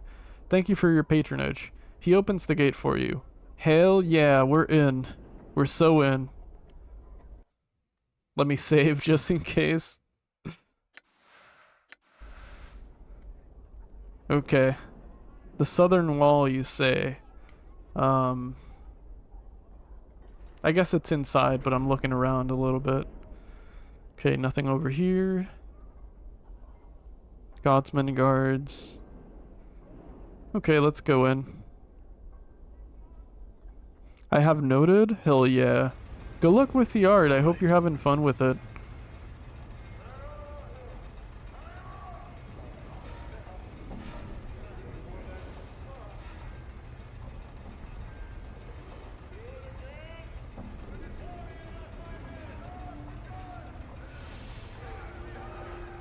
Okay, let me look at my map real quick. Godsman Armory, the lower ward.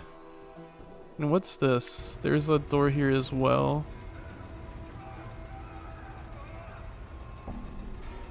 I don't see a clerk anywhere. Let's just look around, I guess. Door is locked. You will need a key. Door's locked.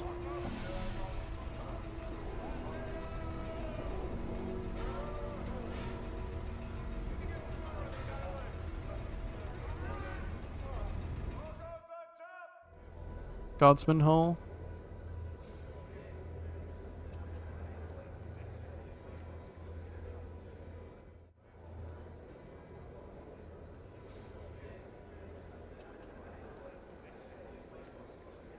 Foundry Smith. I'm gone.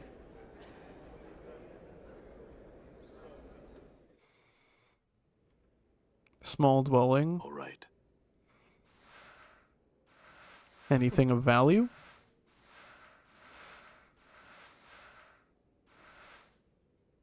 Nope. Nothing at all. All right. I assume these are all dwellings? All right.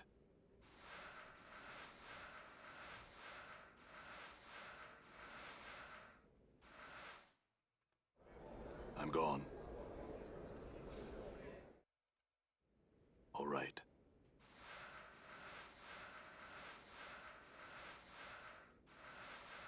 How tired do you think my companions are that I'm just checking every single container in the game? Coffee on the prowl again, looting, stealing, and defying the law. I need to check if there's anything. I need to check if there's anything I need. Skeleton fallen to crime? True.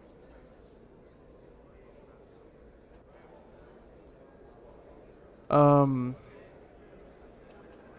I ask a genuine question? How the hell has 4 hours already almost gone by? I feel like I've been live for only 2 hours. How the hell is that the stream today has flown by? I literally am looking at my clock and I can't believe it's almost 2 p.m. Seriously. What the? Time isn't real. Time is just not real. From personal experience, your companions are incredibly tired of it. That's really funny. The game swallowed you? Yeah, it kinda did. Time is not real though. Time just flies by normally for me.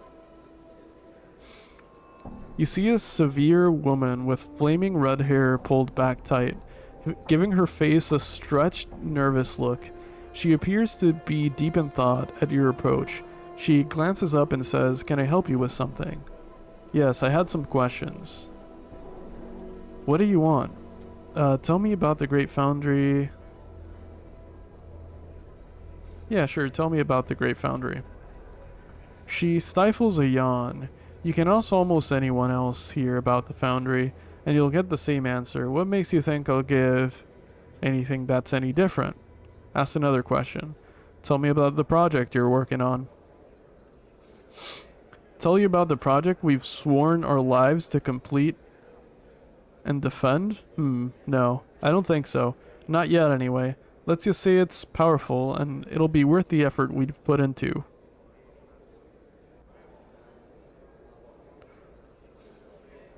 Tell me about some of the other people who are here.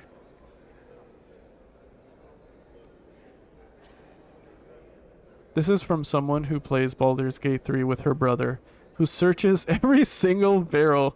I need to do it. I need to check. Imagine if there's like a game-breaking weapon that I miss out on. And to be honest, I'm aware that like checking every container doesn't mean I'll notice it, so that kind of sucks. I'm totally the person to like check every container and then not grab the important stuff. I totally do that. I'm sure of it. Time's just flying by. True. Very true.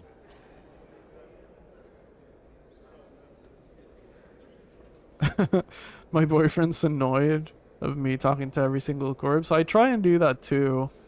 Um, Normally commonly named NPCs like a store clerk or something like that, for example, I tend to ignore sometimes, but everyone with a unique name I'll try and talk to for sure. The other people here, well, you've got a brilliant but eccentric Nil Sander, the Githrai outcast woman, Kalera, Thildon the Grey, whose heart is much less ambiguous than his name, Keldor the Factor, Sandos the Factor, the two children of Sandos, Supervisor Smith, and a host of others. They all passed me by at one point or another, and frankly I haven't made that much of an effort to get to know them. They work for me and they don't... Oh wait, what? They work for me and they don't. And that's about as much as I care. I'm afraid I'm rather devoted to my work. Alright, I have some other questions. Who are you?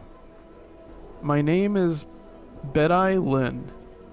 I'm a magical engineer, not a mage, mind you. But the theoretician? Okay, but a theoretician.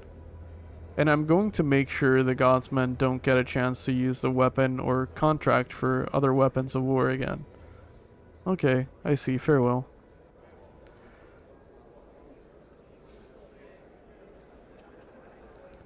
How do I...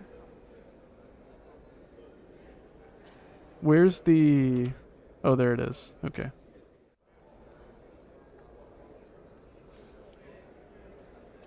So who am I looking for again?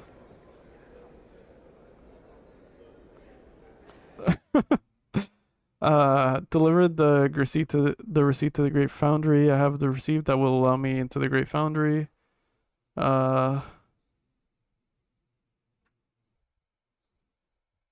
Yeah, but where's the clerk?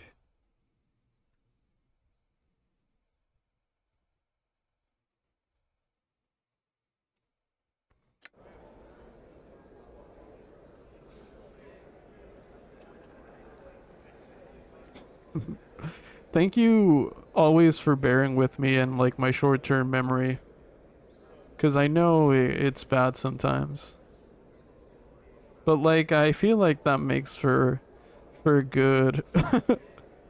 I feel that makes for fun storytelling. What's up here? Sorry, I'm like ignoring every NPC because I'm like walking around right now. Done. Let's talk to one of the guards. Your verbal skills are quite potent. I should have you spend some time at the brothel when we get back. Oh, the gods are merciful. Okay. Guard? Sorry, sir, no one's allowed up here till the Factor Sandos gets back. You can't go in. What can you tell me about him? He's a believer, sir. A true believer. But he's moody. And all that travel across the multiverse can't be good for your head. You either lose perspective or get too much of it. Either way, it ain't good. I'm hoping he'll make it back safe. Alright. Glorp indeed, hell yeah. Glorp it up. Done.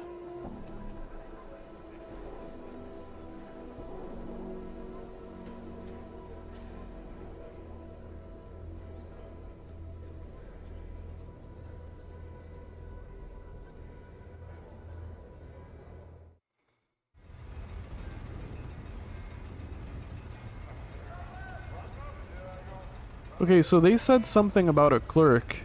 And they said the clerk was close to the south wall. Where is south?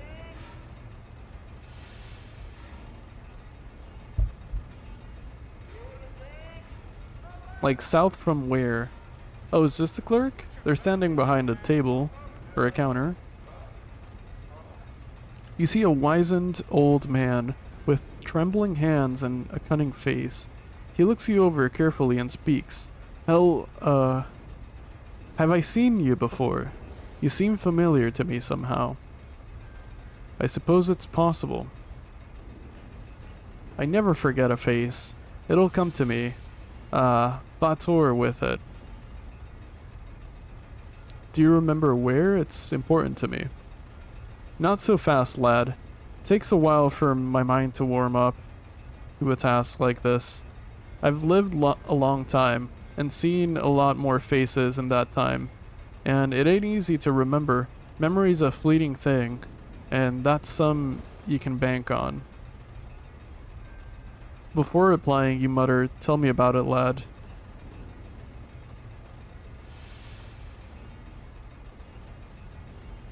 Then can you tell me who you are? Me? I'm Nadalin. Godsman fighter extraordinaire. He sighs. At least I used to be. Now I'm a clerk. The foundry... Oh, a clerk in the foundry. Breathing in this sooty air and hastening my dying day along. That's a pity. I had other questions. Geez, my character sometimes just doesn't sound like he cares about anyone. The way he says things. I'm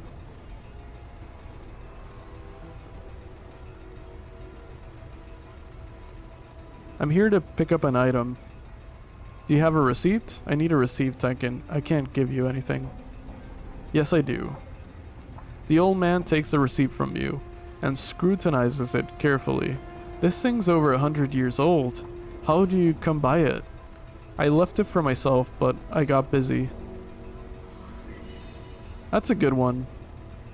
I'll just bet you were busy. He laughs to himself.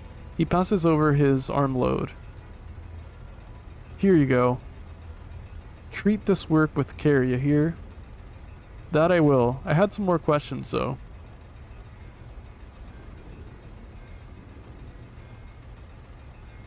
I'd like to pick up some gear from the forge. You're wanting to be a smith now. Very well. You'll need an apron, 10 copper, and some tongs. Another 10, and a hammer, which will be 20. And that comes to, let me see, 50 copper. Pay 50 copper. I'm not gonna question I'm not about to barter. Don't forget to pick up some ore from Thildren. If you're wanting to work the forge, he's a miserly bastard. But he's the only person to get ore from. Okay, thanks, farewell. What did we get, actually? Oh! We got the forge hammer. Hell yeah. Okay. Curious iron work. This is the shimmering piece of filigreed metalwork that you picked up in the Great Foundry. It looks almost gauzy. Sharp edges protrude from it. You have no idea what to do with it. But it must be important if you left it behind for yourself. Interesting. Leather apron.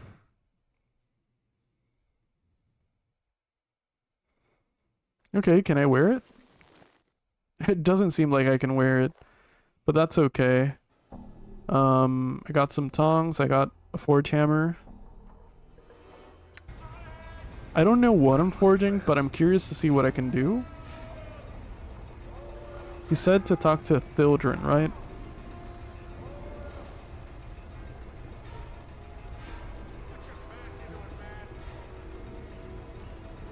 Oh, here's Thildren. I'm almost done with my first ball of yarn for my rainbow shawl. Oh, cool. I'd love to see that one. Yeah, I love to see the rainbow shawl. That looks really Sorry, my brain my brain is starting to get tired. But that sounds like a really beautiful project. I'd love to see that.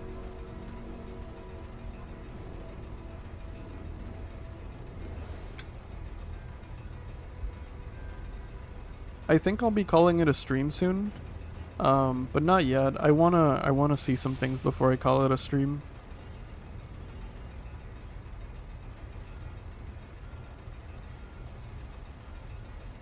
Thank y'all for bearing with me being tired and also speaking in my second language.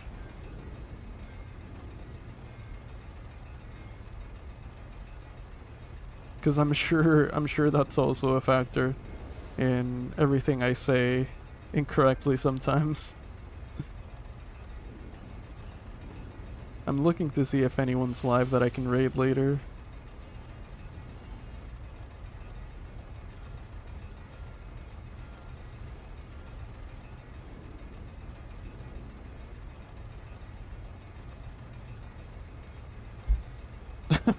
I would bear with you in any state. Thanks, I appreciate it. Myself, I'm tired too. I was feeling pretty good today, earlier. I've been tired all week because, like, I had to work yesterday, and, well, I hate working Saturdays because, like, it means I only get one day off this weekend, right? Um, but I was feeling better today, but, you know, after four hours of reading, you tend to feel tired again. But at least this is like fun reading. This isn't like work. And that's one thing I also love about this game. It gives me a lot to think about when I'm not streaming. You see a slab-stomached man with thick arms and a scraggly beard. He smells as if he hasn't washed in ages, and his breath doesn't do much for your breakfast. He's in the process of ordering around subordinates as you approach him, and he deals a quick cuff to the ear of one of them. He turns to face you, hitching up his belt. What do you want? I had some questions. I need to use the forge. Can you give me some ore? He looks you up and down carefully, considering, and says, "You want to be a smith, eh? Can't say the fired do much to skin like that, huh?" I don't know what that means. Take it then, and don't get in the way of my workers. Good day, sir. Okay, so I assume this is the forge? It looks hot.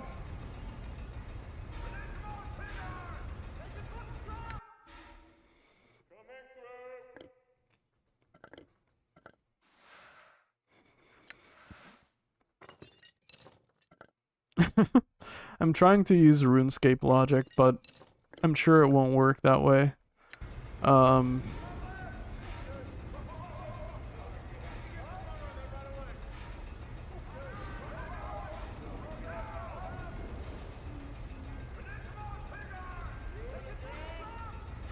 You step up to the forge. The heat is incredible. What do? Use the forge. The fire is throwing off an incredible amount of heat, but thanks to your protection, you are able to withstand it without any damage. Would you like to work the forge? Yes. What would you like to do first? Pick up the ore, or I guess ready the tongs. You hold the tongs in a firm grip as sweat pours from you. What would you like to do now? Pick up the ore with the tongs and hold it in the flames. The ore softens rapidly, soon becoming soft enough to work. Your hands grow slick with sweat.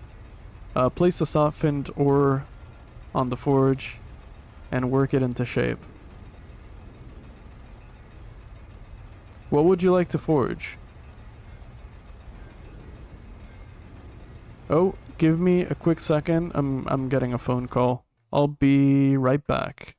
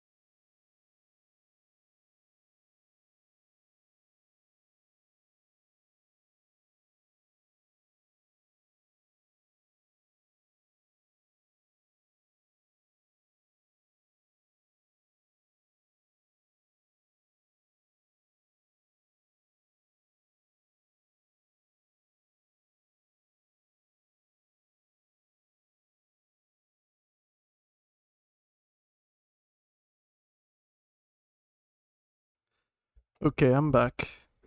I am getting a burger brought to me soon, which I'm really happy about. Let's see here. Yo, Melon, how you doing? Welcome in. How's it going? Happy Sunday. I think I'm gonna craft an axe. An axe will take some time. You're going to be you're gonna be damn uncomfortable for a while. But at least you're not burning to death. Are you sure you want an axe? Yes. With a little decoration, this axe could fit the hands of the finest warriors. It's that good. This axe and I are going to see a lot of good times together. I can just feel it. Interesting. Battle axe of quality. So is this better than my... I feel like the axe I had is better. Speed 7, 2 to 9 slashing.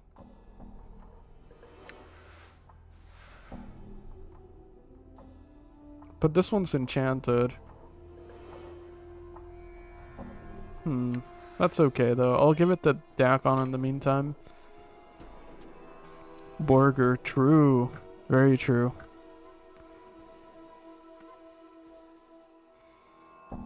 Yeah, it's good to see you, Sapphire.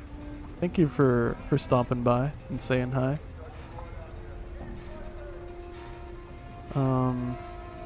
So we forged that. My inventory's almost full. What was I gonna do? Oh, right.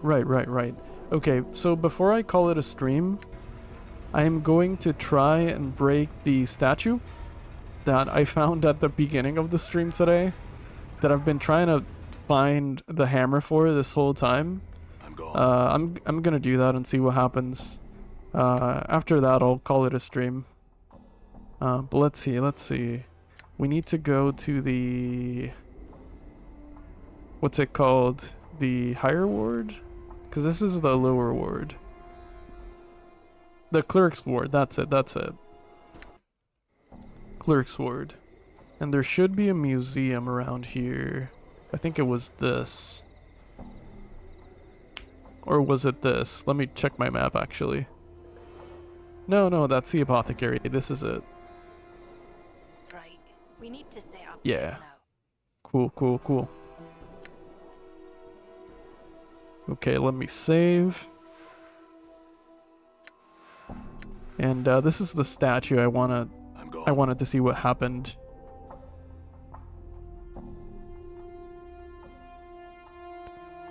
The statue looks like it's about to make some angry proclamation.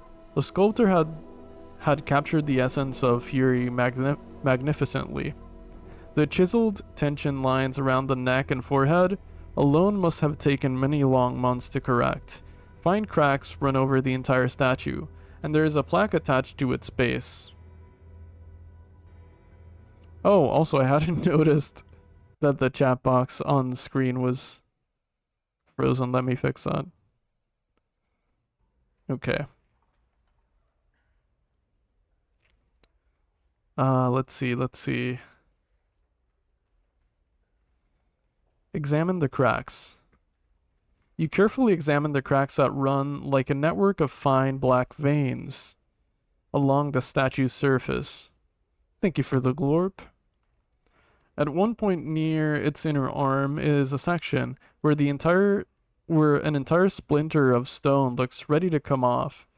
Break the piece off. You reach for the section of the forearm where the cracks have formed, grip it firmly, and strike it with your forge hammer. There is the barest sound of metal striking on stone, and a splinter the size of a dagger snaps off the statue. Got it. As it comes free, you feel water begin to trickle on the back of your hand. You watch a tear well up in your eyes of the statue. Wait, what? You watch a tear well up in the eyes of the statue as the splinter of the arm comes off in your hands. You quickly and quietly tuck away the splinter and turn away from the crying statue. What do you mean, turn away from the crying statue? I made it cry. I'm not about to, like, just leave. That's kind of mean. Examine the statue. Okay. Read the plaque. Okay, I read that before. So there's nothing more to it? Stone splinter. This is a dagger-shaped fragment of stone taken from the statue of Gangroihidon.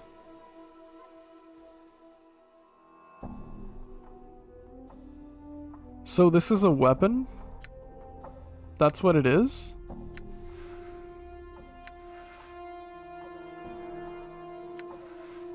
I assume that's usable by Anna, right?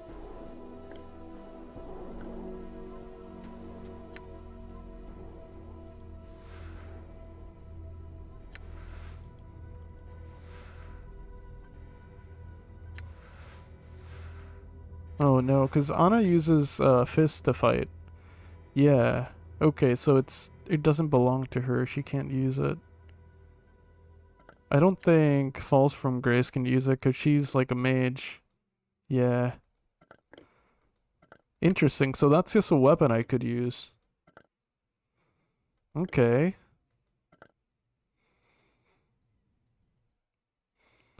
That was kind of anticlimactic, but hey, I did it. Before I end stream, actually, I'm just gonna interact with the rest of the paintings, see what happens, and that'll be it for today. Okay, I interacted with that one before.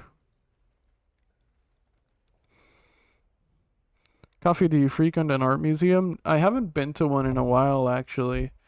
I was saying earlier today how I would like to go back to the museums near where I live. But no, I haven't been to one in at least a few years.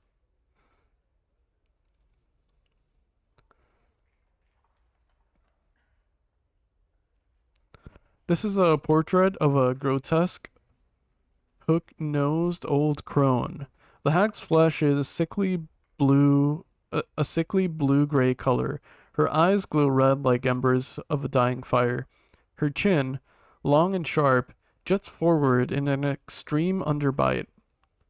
Two yellowed canines protrude upwards with her lower jaw, like small tusks. The smile upon her withered purplish lips speaks of a horrible secret. The placard reads, Grey Hag of Oinos. I was gonna say onions. As you begin to turn away from the painting, something in it draws your attention. A strange tingling sensation arises from the back of your mind. A memory beginning to surface. Try and recall the memory. You recall standing confused in a maze of briars. A hideous crone from the painting is before you, cackling wildly. You grit your teeth in frustration, wondering why she's laughing at you. My poor dear lovely man thing, she croons. Why, that was your first wish. She points a single bony clawed finger at your forehead. Your temples begin to throb painfully, and you can remember nothing more.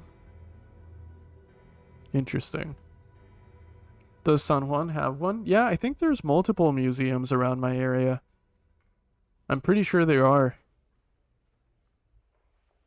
I don't remember the one I've been to, but it was like the main museum in the area. But I don't remember the name of it. I could look it up for the next stream and let you know.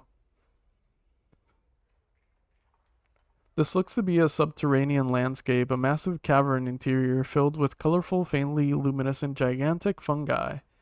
The placard reads, Veil beneath Clangdin.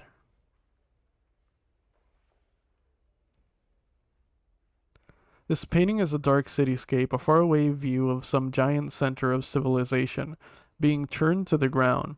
The streets of the place are empty, however absent of soldiers, refugees, and even corpses. A placard reads, The Folly of Udo.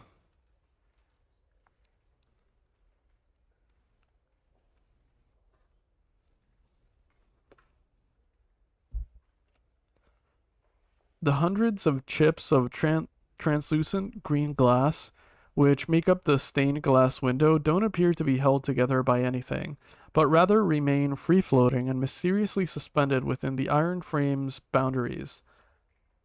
The shards ripple and move in slow waves, causing bizarre patterns to fluctuate across the window surface as various portions of it refract the Galleria's light in different directions.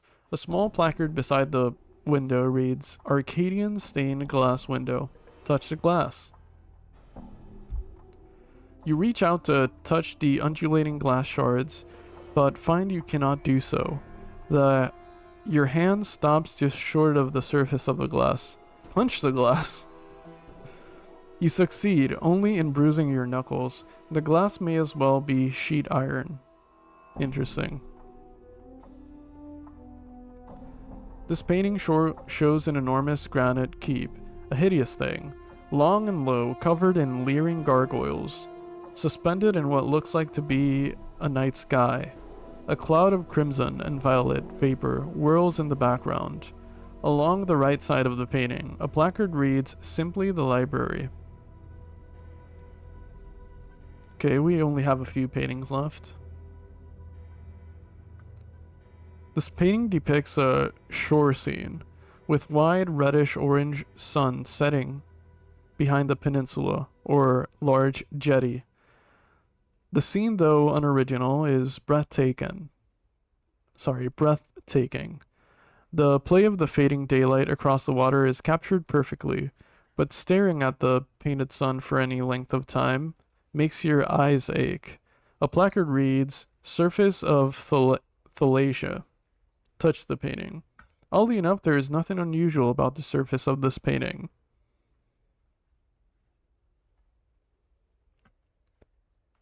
A set of 4 paintings which portray an empty beach in the dead of night. The air around the painting smells faintly of brine. The painted sea seems to ebb and flow across the darkened shore. A placard reads, "Karasuthran shoreline. Sniff the painting." The surface of the painting smells strongly of sea air. Touch the painting. You place your hand on the painting, not knowing quite what to expect, but it is merely the texture of painted canvas that you feel beneath your fingertips.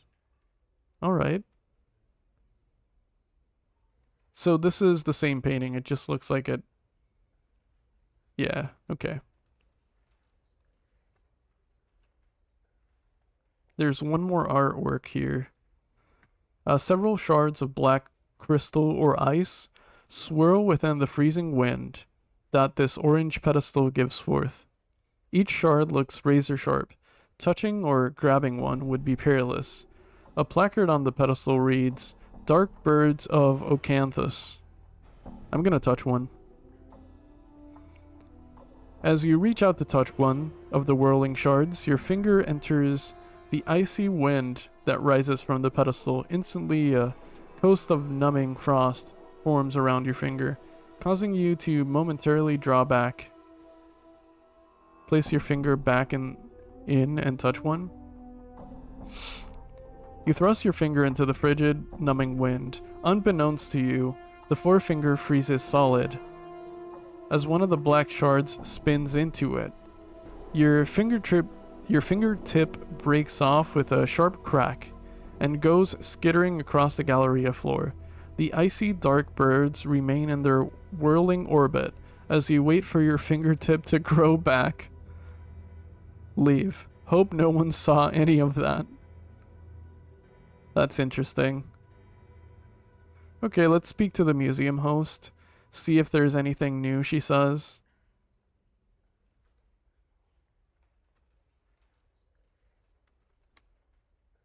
Where is she actually? She's walking around maybe?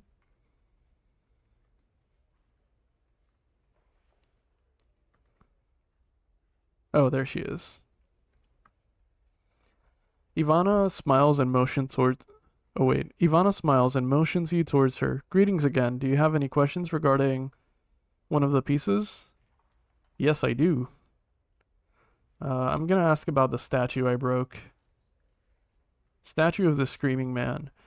The statue is believed to be the final fate of the Estherian sorcerer Gangro. Attacked by the Conclave, rival sorcerers at the height of his dream madness. Okay, that's the same thing that's said in the placard, though. It is said that the fury of the curse was enough to blister the flesh from the bones of those who heard it, and it could have even shattered stones themselves.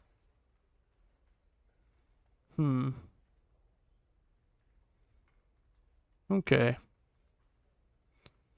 I think we're done at the museum. Alright, well, I think that's gonna be the stream for today. I guess next stream I'm gonna pick up on trying to help Trist and trying to find Ravel once again. But I haven't been lucky when it comes to picking up on a lead on Ravel. She seems to be very elusive, and I don't know. Maybe I just need to interact in the sensorium some more. Maybe the stones there hold some answers. That might be what I need to do next stream. But today was fun. Thank you all for hanging out, and I'll see you all again next time. Take care, and I hope y'all have an excellent week. Thank you again for hanging out.